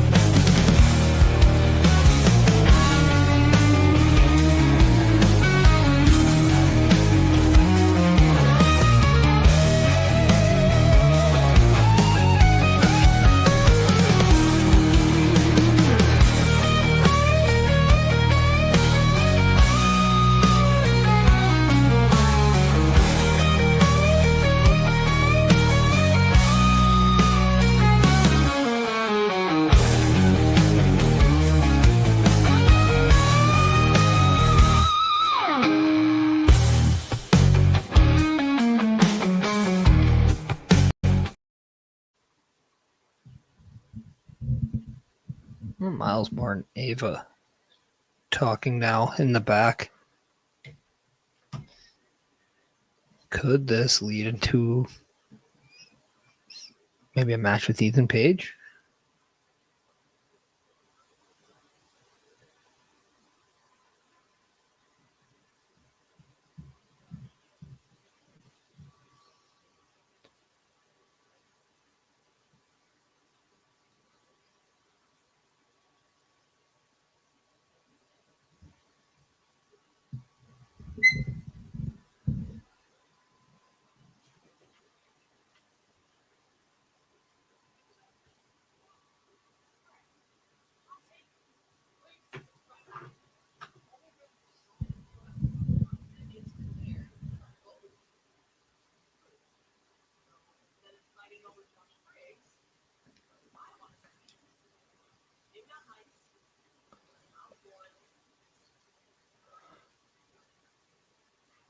Ooh, Tavian Heights, Miles Bourne, Tuesday. Winner probably faces Josh Briggs.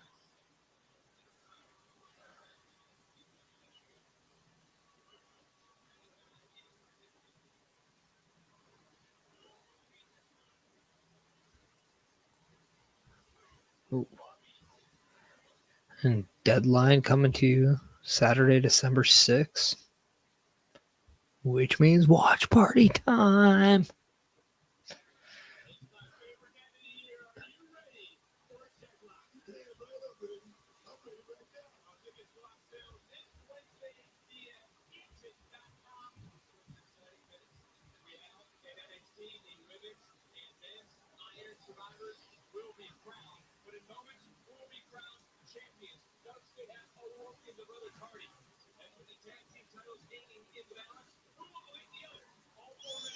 So the Hardy Boys against DARKSTATE Broken Rules match.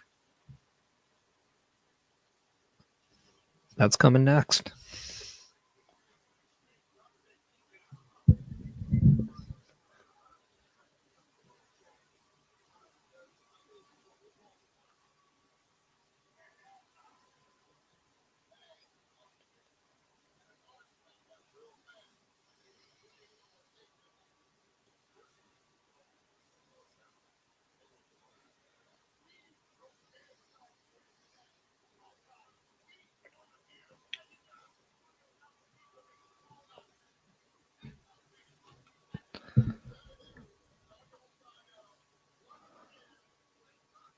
Let's play some promotional ad videos.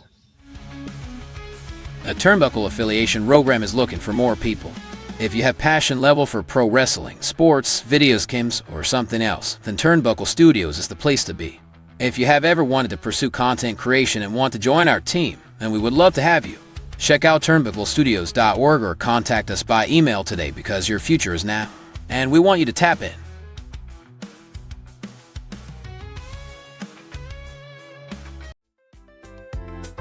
The Turnbuckle Studios store is open for you 24 hours a day, 7 days a week.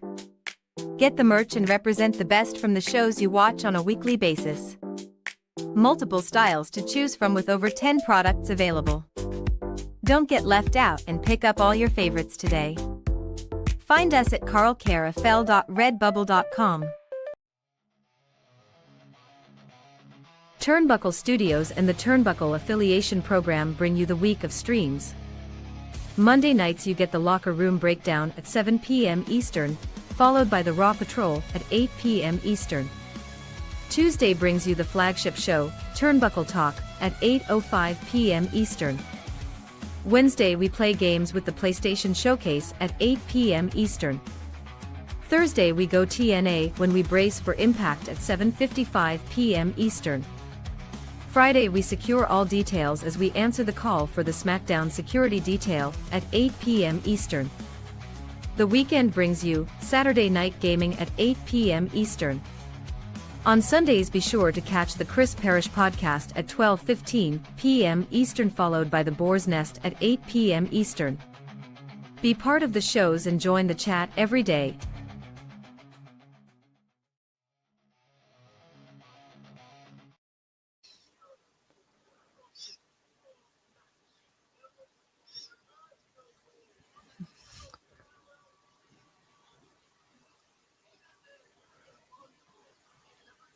Now we're getting a little bit of a backstory to how this Broken Rules match came to be.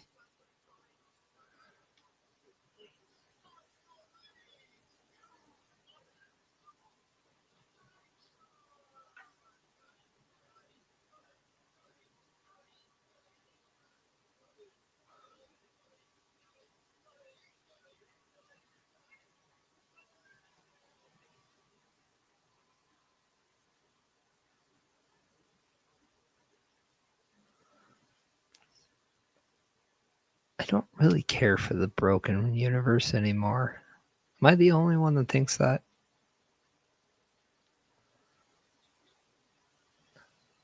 But it does fit at Halloween Havoc.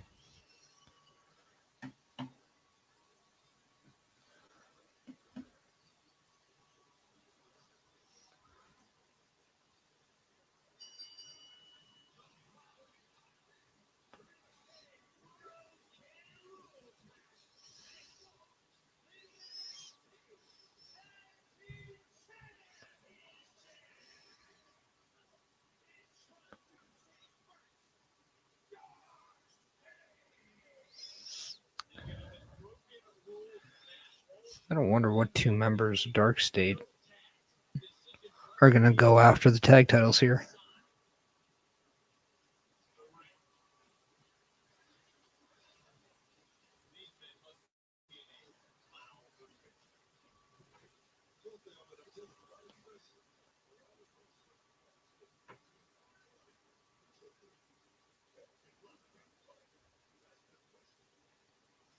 Pop for the Hardy Boys are going to be amazing.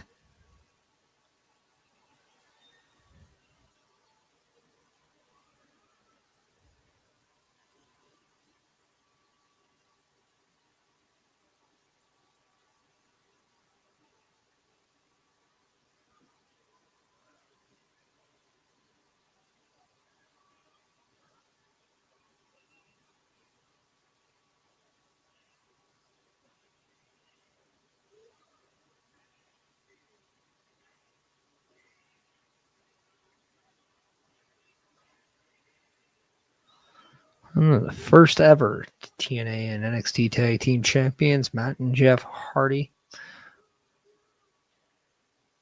It looks like we got the Woken theme, like the original theme, back.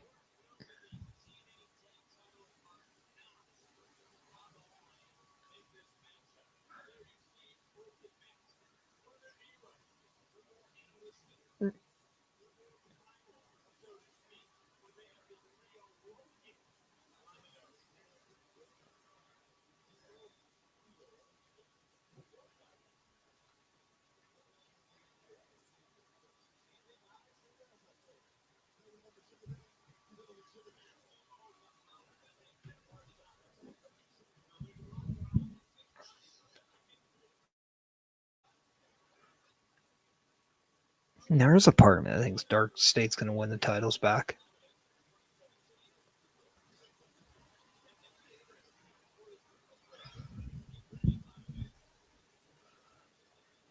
Let me know what you guys think.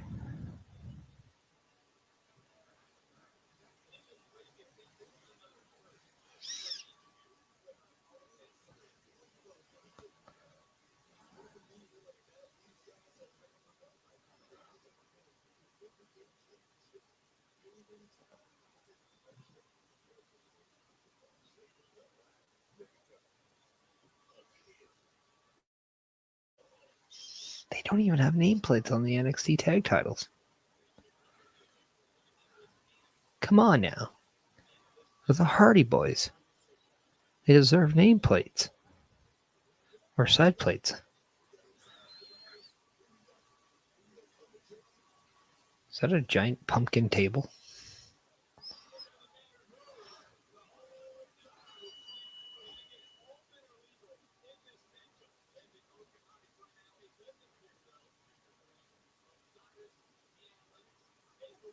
Dion Lennox and ZARIA are your official DARKSTATE members in this match.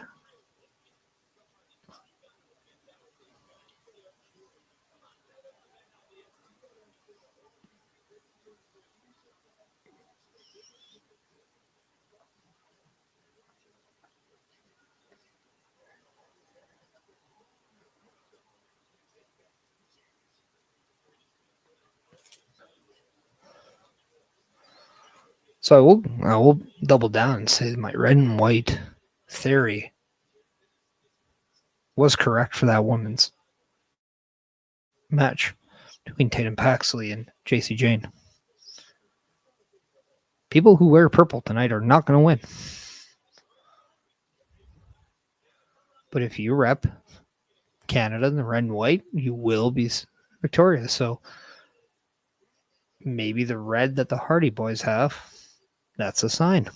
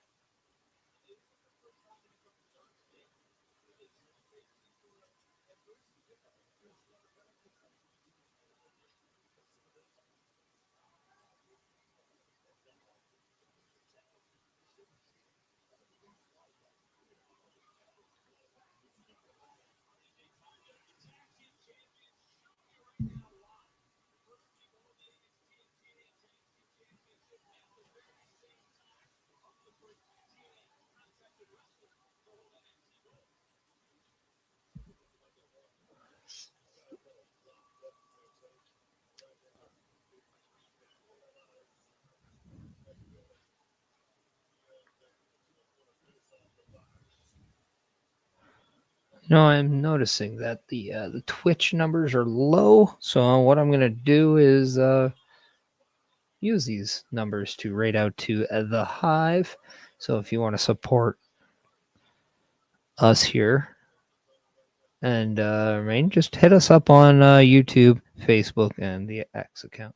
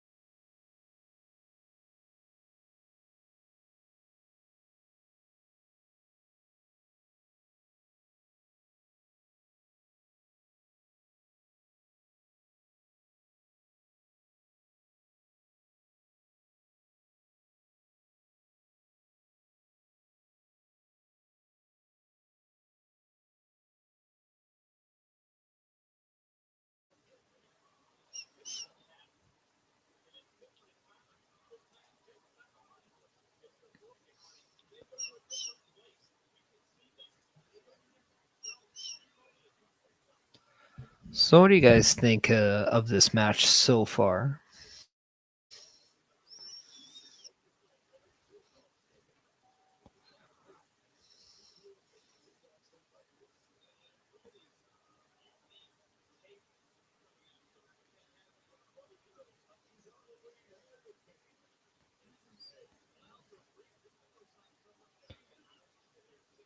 Can't believe there are pumpkins on the ladders, like spray painted on the ladders. That's hilarious.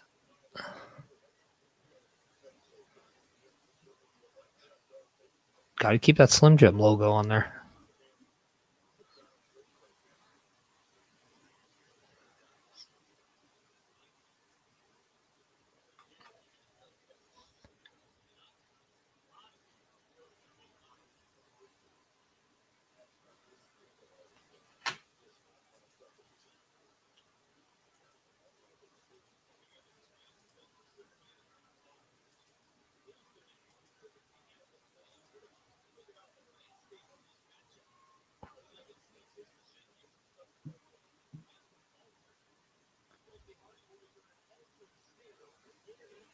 So we got Matt Hardy laying out one member of DARKSTATE on a table.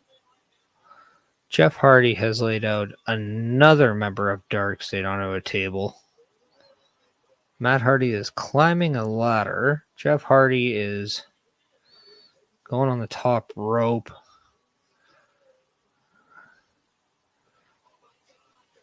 Swanton and a leg drop. So, whatever help DARKSTATE had, well, it gone. It gone. I mean, that had to be the stiffest Swanton bomb ever. Ever. In Matt Hardy's words, that was a crouton.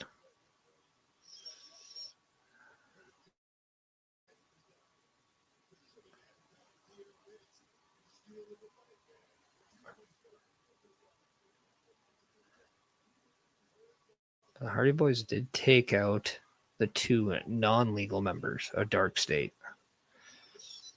So they still have to worry about the ones that are vying for the tag titles.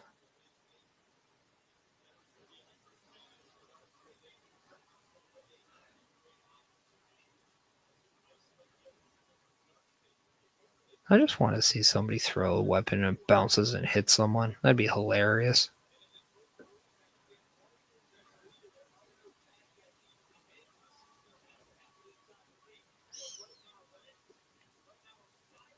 Cyrus used to play for the New Orleans Saints, so I do have a soft spot for him.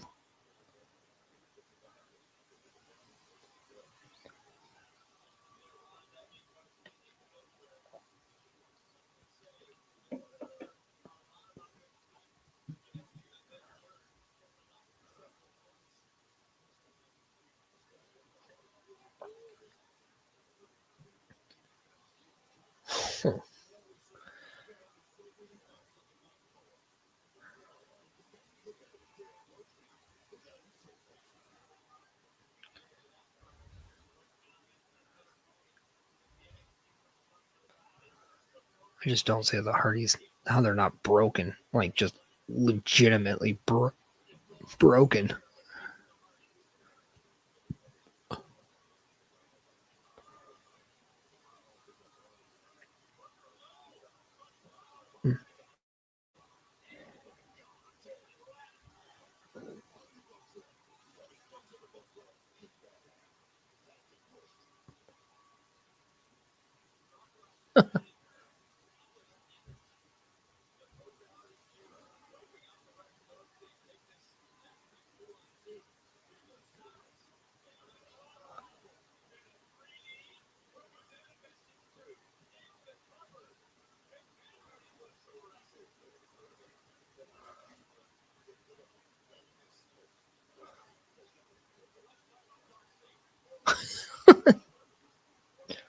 Well, Justin with kendos and just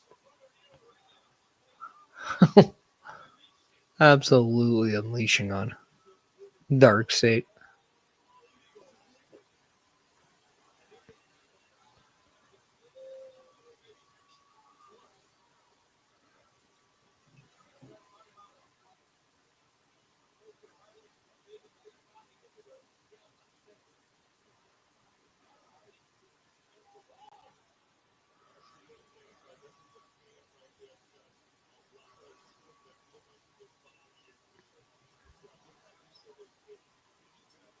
I think Dion Lennox is the real deal. I think he might be the breakout guy in DARKSTATE.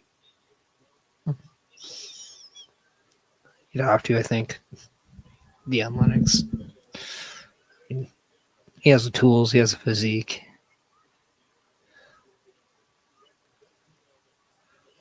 I think he just needs the experience.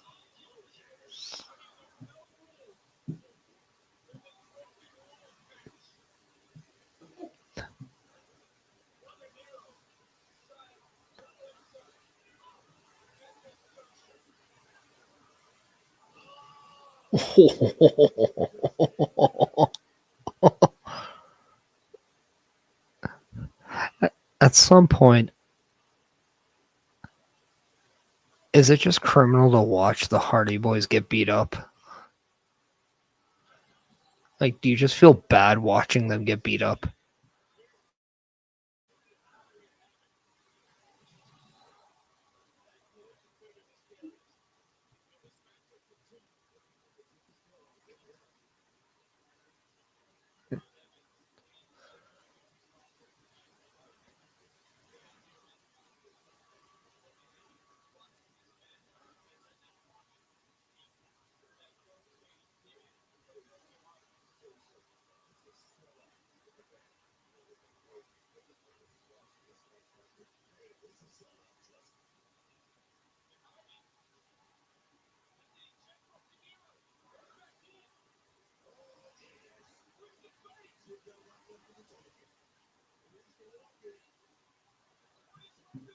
Okay. Some twist of fates. We got a senton. Oh, no, that's a crouton.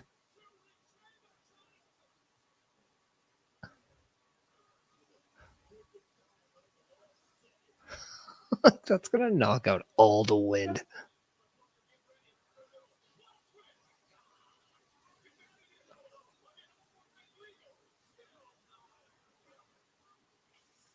So is the name of Jeff's twist of fate to a neck breaker, calling it plot twist. I actually like that name.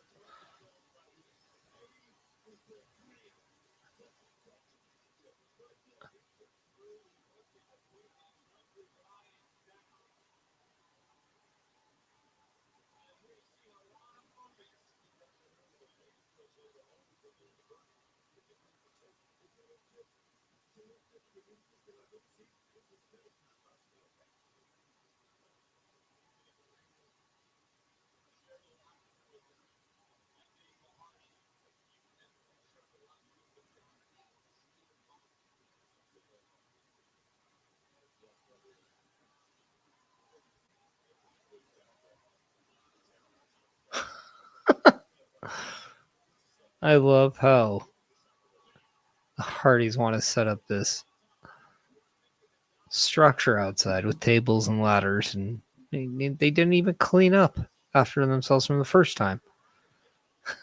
So they put this giant ass ladder, and now it's in the way of the tables and the cleanup that they have to do, and it just makes the rest of the job more difficult to do. Sometimes just watching people work is quite entertaining. Quite entertaining.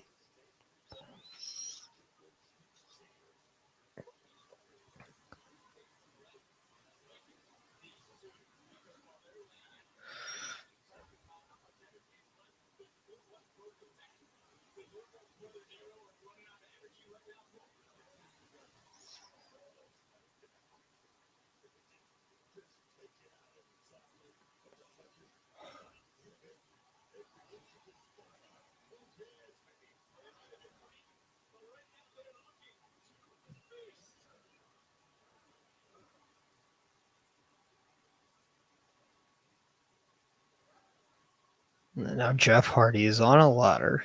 You have to say that's what, 12-foot ladder. Osiris is on a table that's connected to another table. And no one home.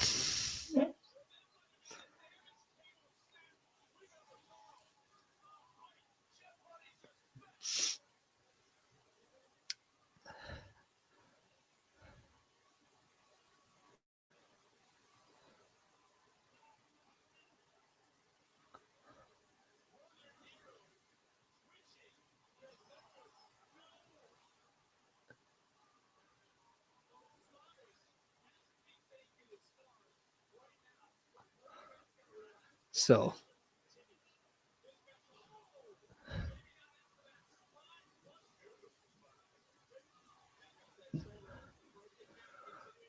it's all up to Matt now. I think we have new tag team champions. I think that's exactly what we're getting.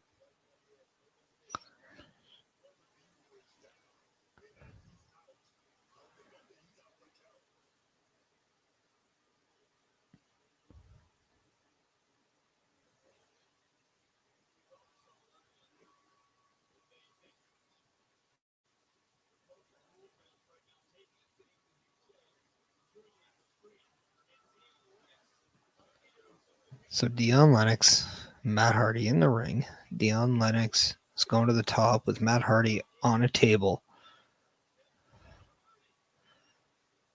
And now Matt Hardy rolls off.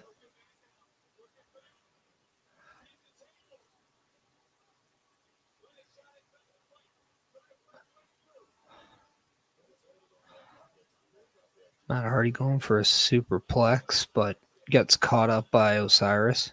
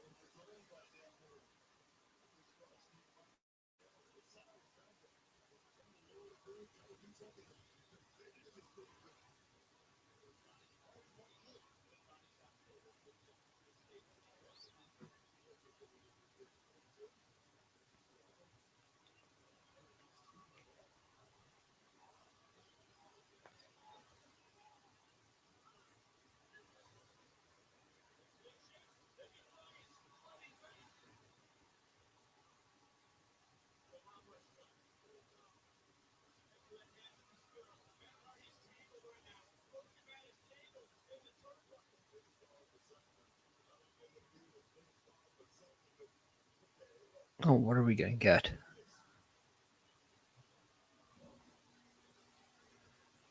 Okay, Dion Lennox is on a ladder on the outside of the ring. Oh.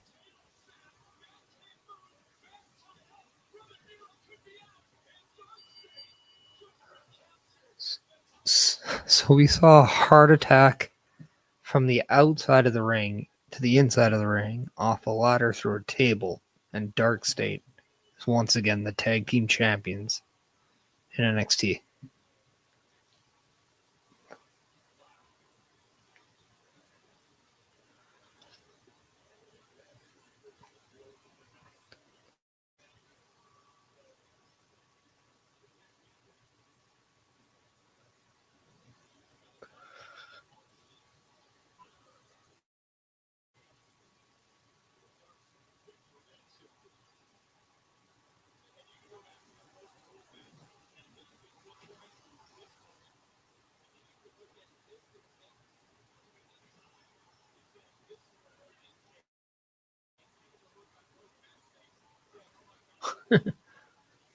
This is where I made a big mistake.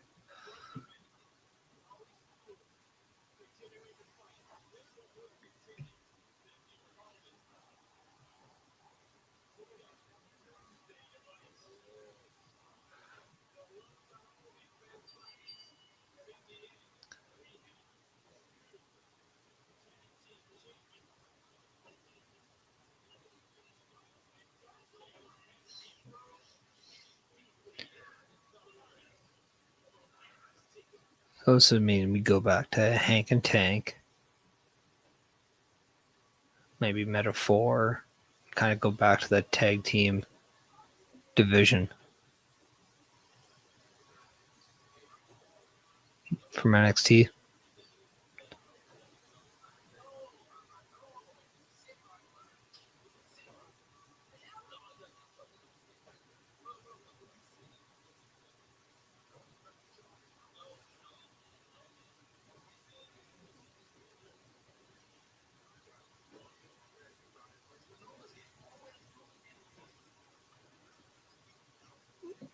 Got Leon Slater and Vaughn Evans now.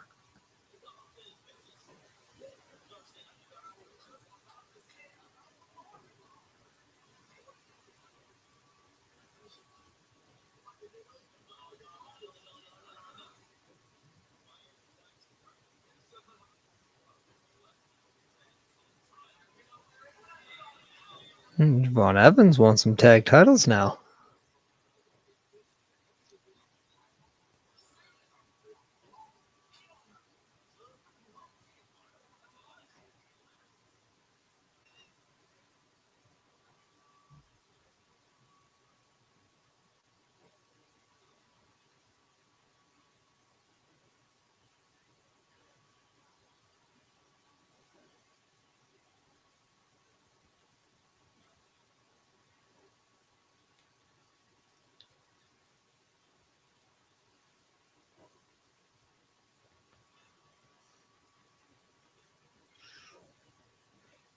December 13th, John Cena's last match. But who will he be facing?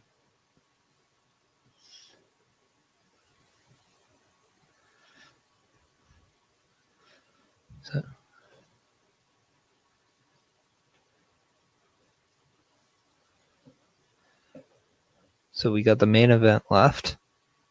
Ricky Saints versus Trick Williams for the NXT title. Who do we got? We all know who I got. I'm going with the Saints. Ricky Saints all the way. There's a reason why there's black and gold in the logo. People, who dat?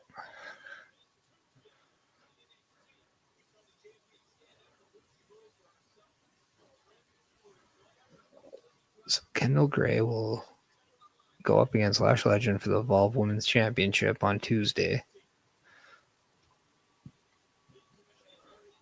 Tavian Heights goes up against Miles Bourne.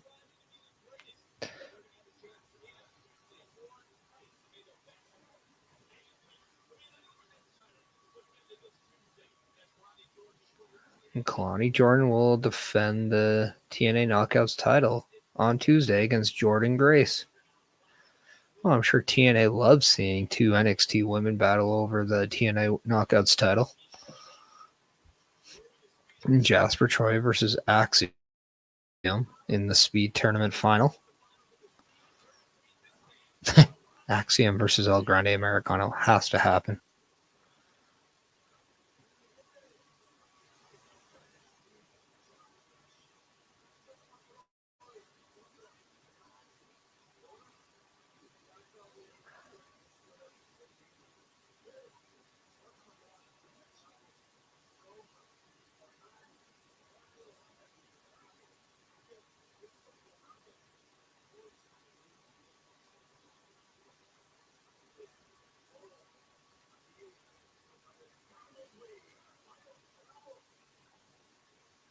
That is not Ludwig Kaiser, people.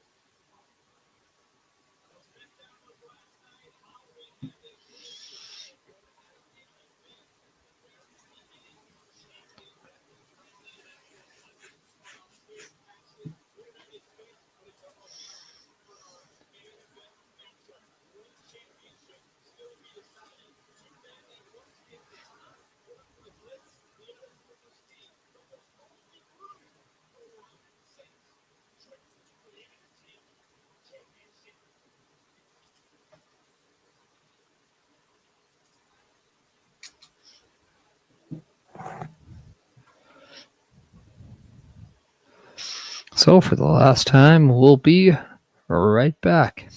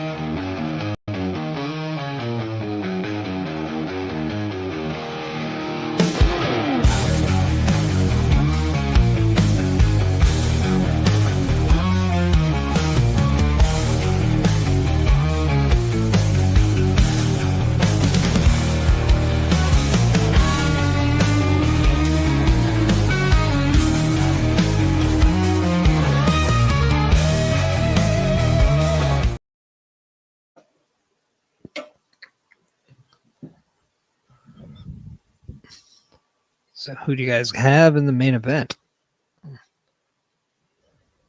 Ricky Saints, champion. Trick Williams, challenger.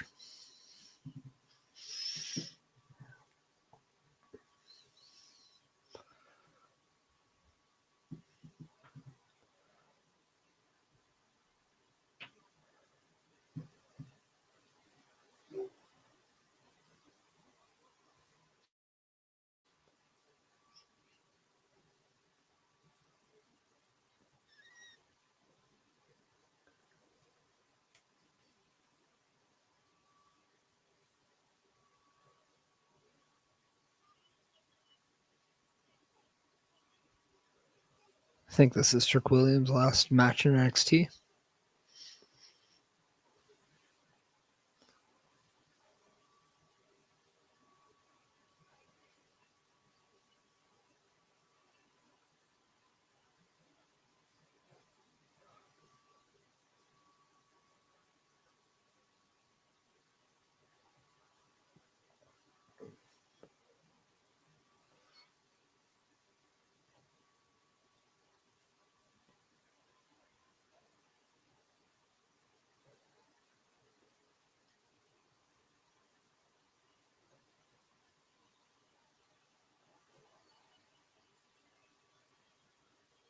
That trick. Whoop that trick.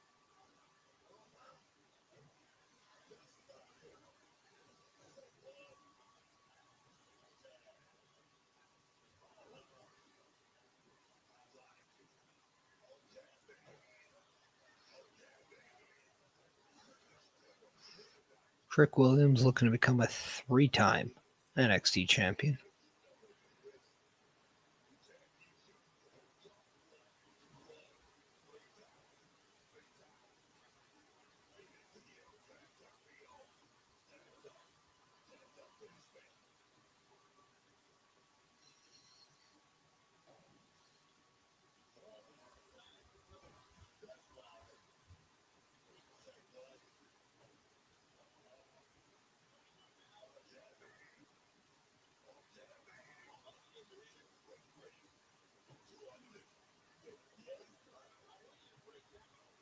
Well, thank you to Tanya Godson for the follow on Facebook. I appreciate that.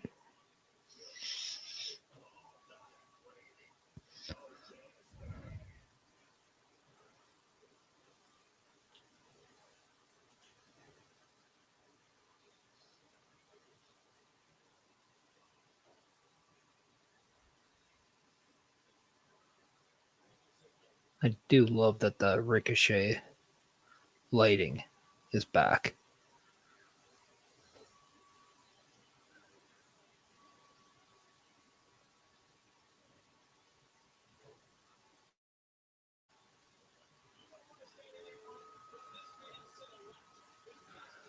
I mean, Ricky Saints wearing the gold around his neck, has the gold around his waist.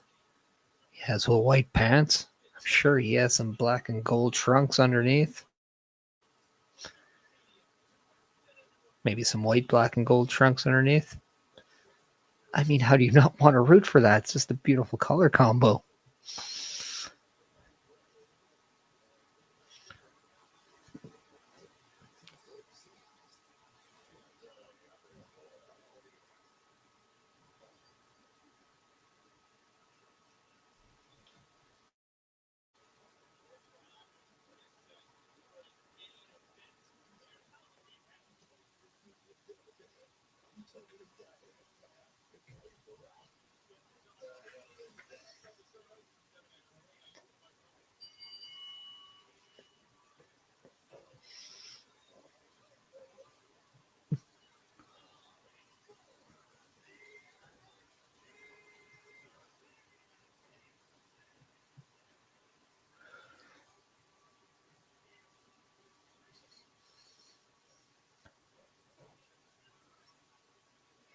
Got some black and gold with some red outline on trunks for Ricky Saints.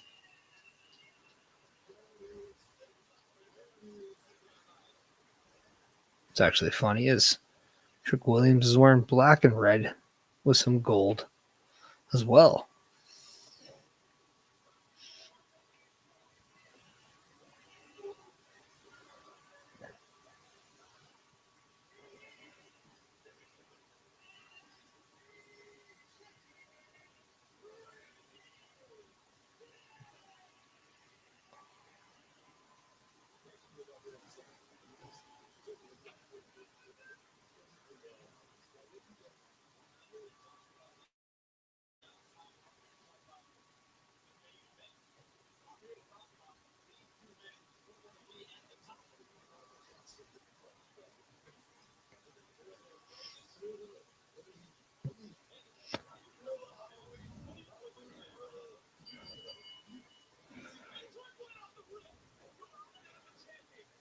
quick attack there by Trick.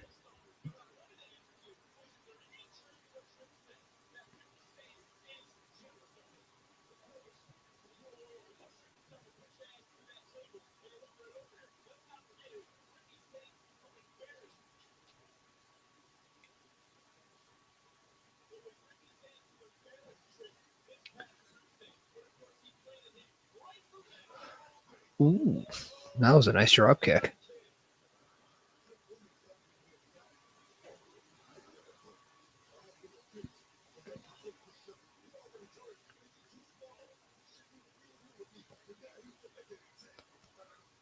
I don't think Trick Williams needs to wear kick pads.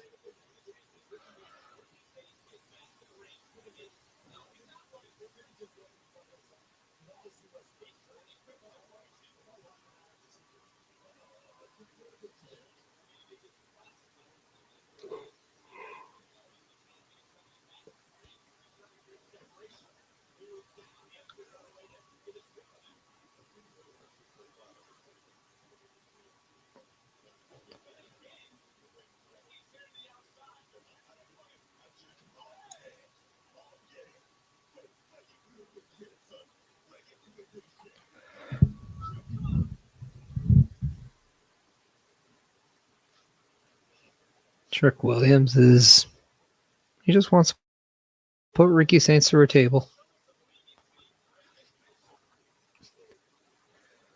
I got some candy at the announce table.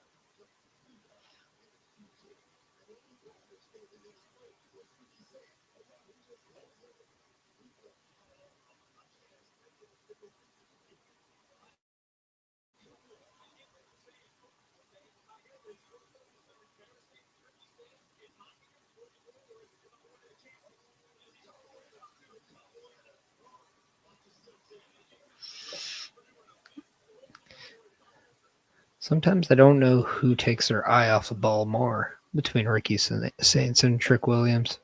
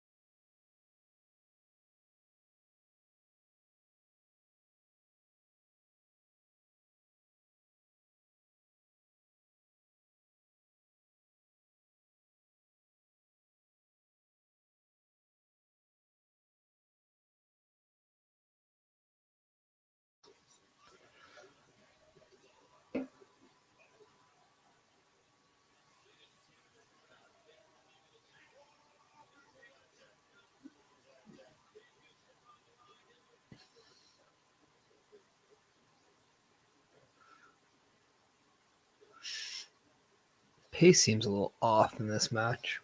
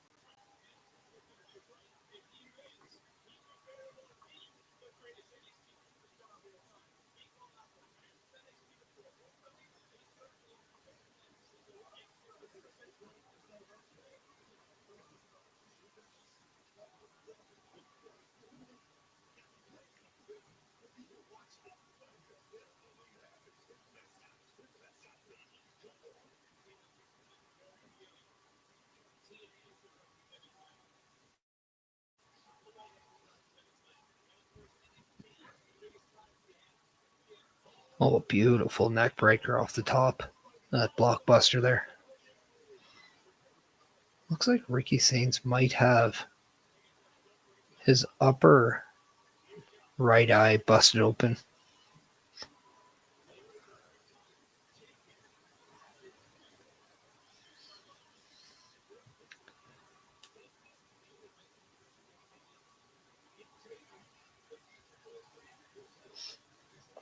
And Trick Williams he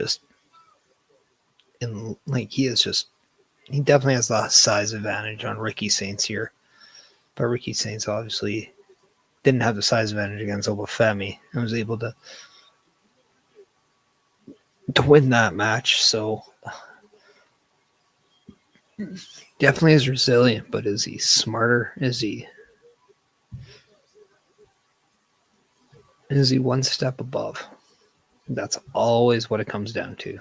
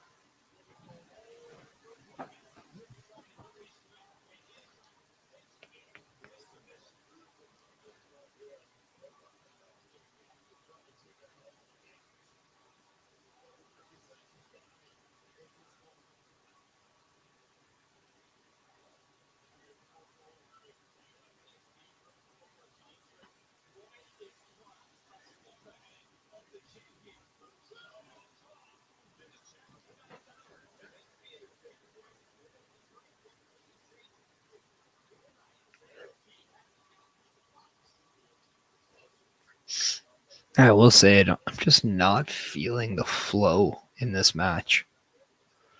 Something just feels off.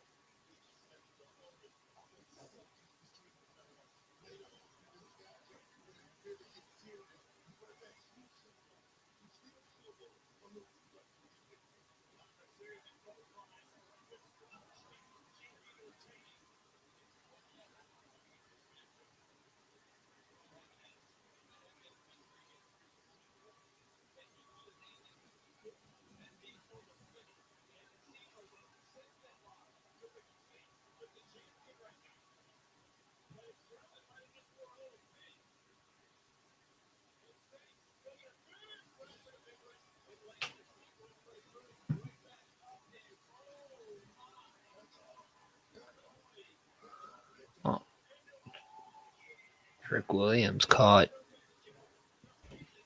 Ricky Saints in a Boston Crab. Just can't see this ending in a submission, but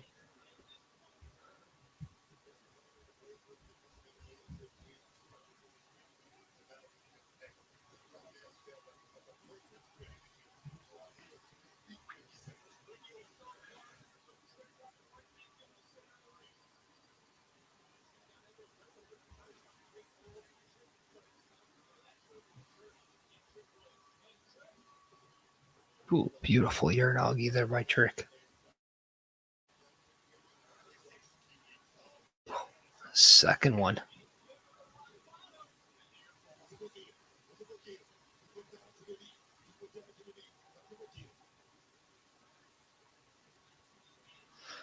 Oh, Booker T is saying, I forget, Joseph called it a rock bottom. He said it was a bookend. He went to the knee. That's a bookend. Standing one. When it's just the throw, that's the Uranagi. When you go all the way to your stomach, that's the rock bottom.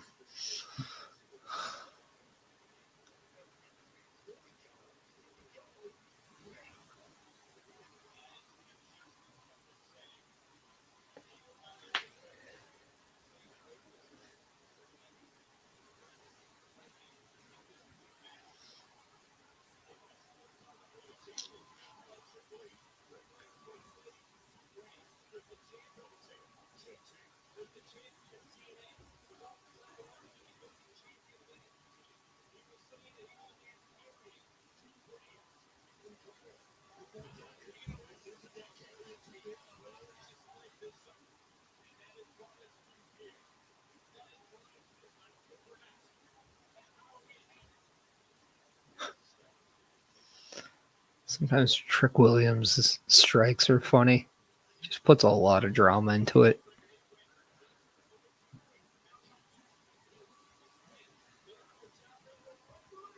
That's an interesting transition.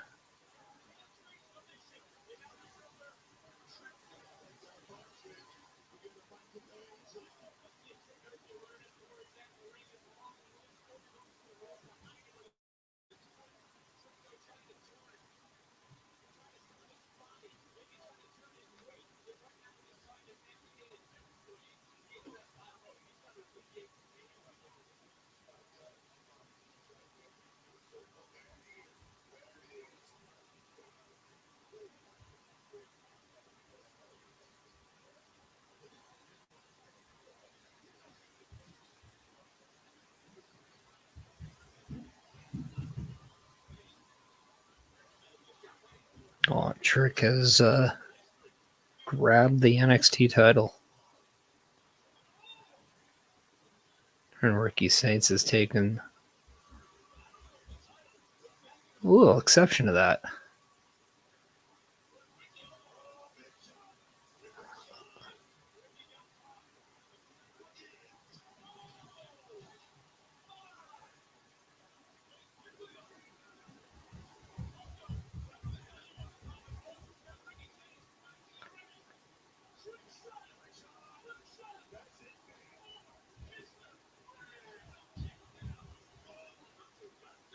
And a bookend through the announce table, followed by a trick shot knee. Not enough to get the NXT title.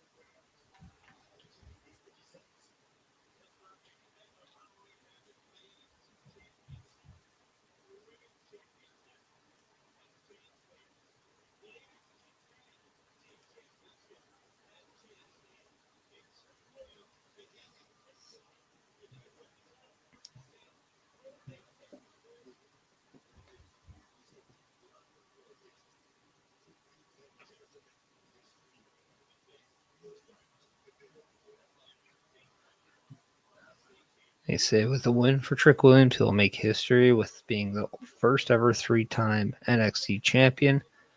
If that happens, I hope he says his trickery.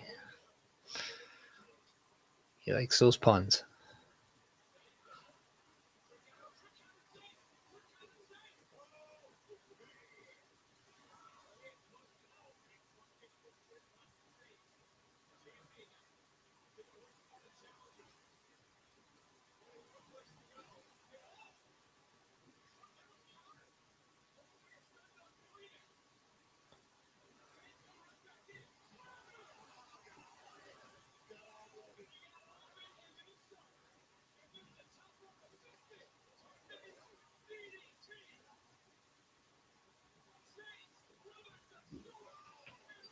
And just like that, Ricky Saints has defeated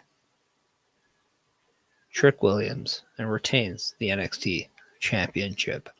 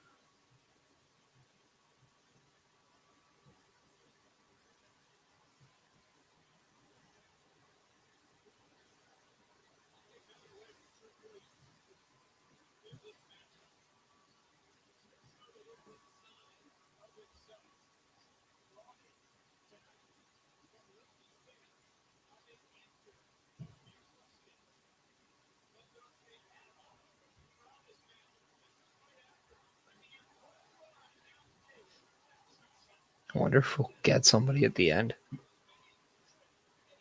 Kind of have that stare down with Ricky Saints. Like, I can see a rematch with Obafemi.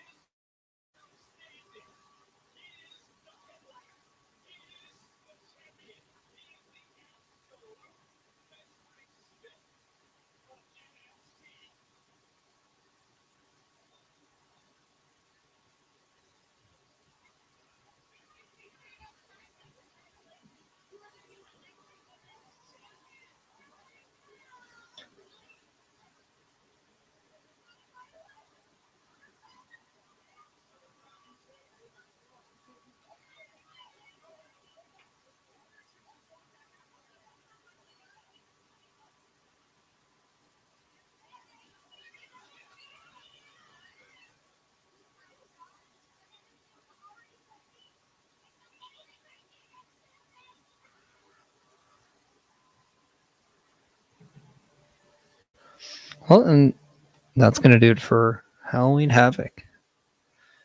Thank you, everyone. I'll catch you tomorrow, 12:15 p.m. Eastern Time, for the 100th episode of the Chris Parrish Podcast. Thank you very much for joining. Have a great night, and take care.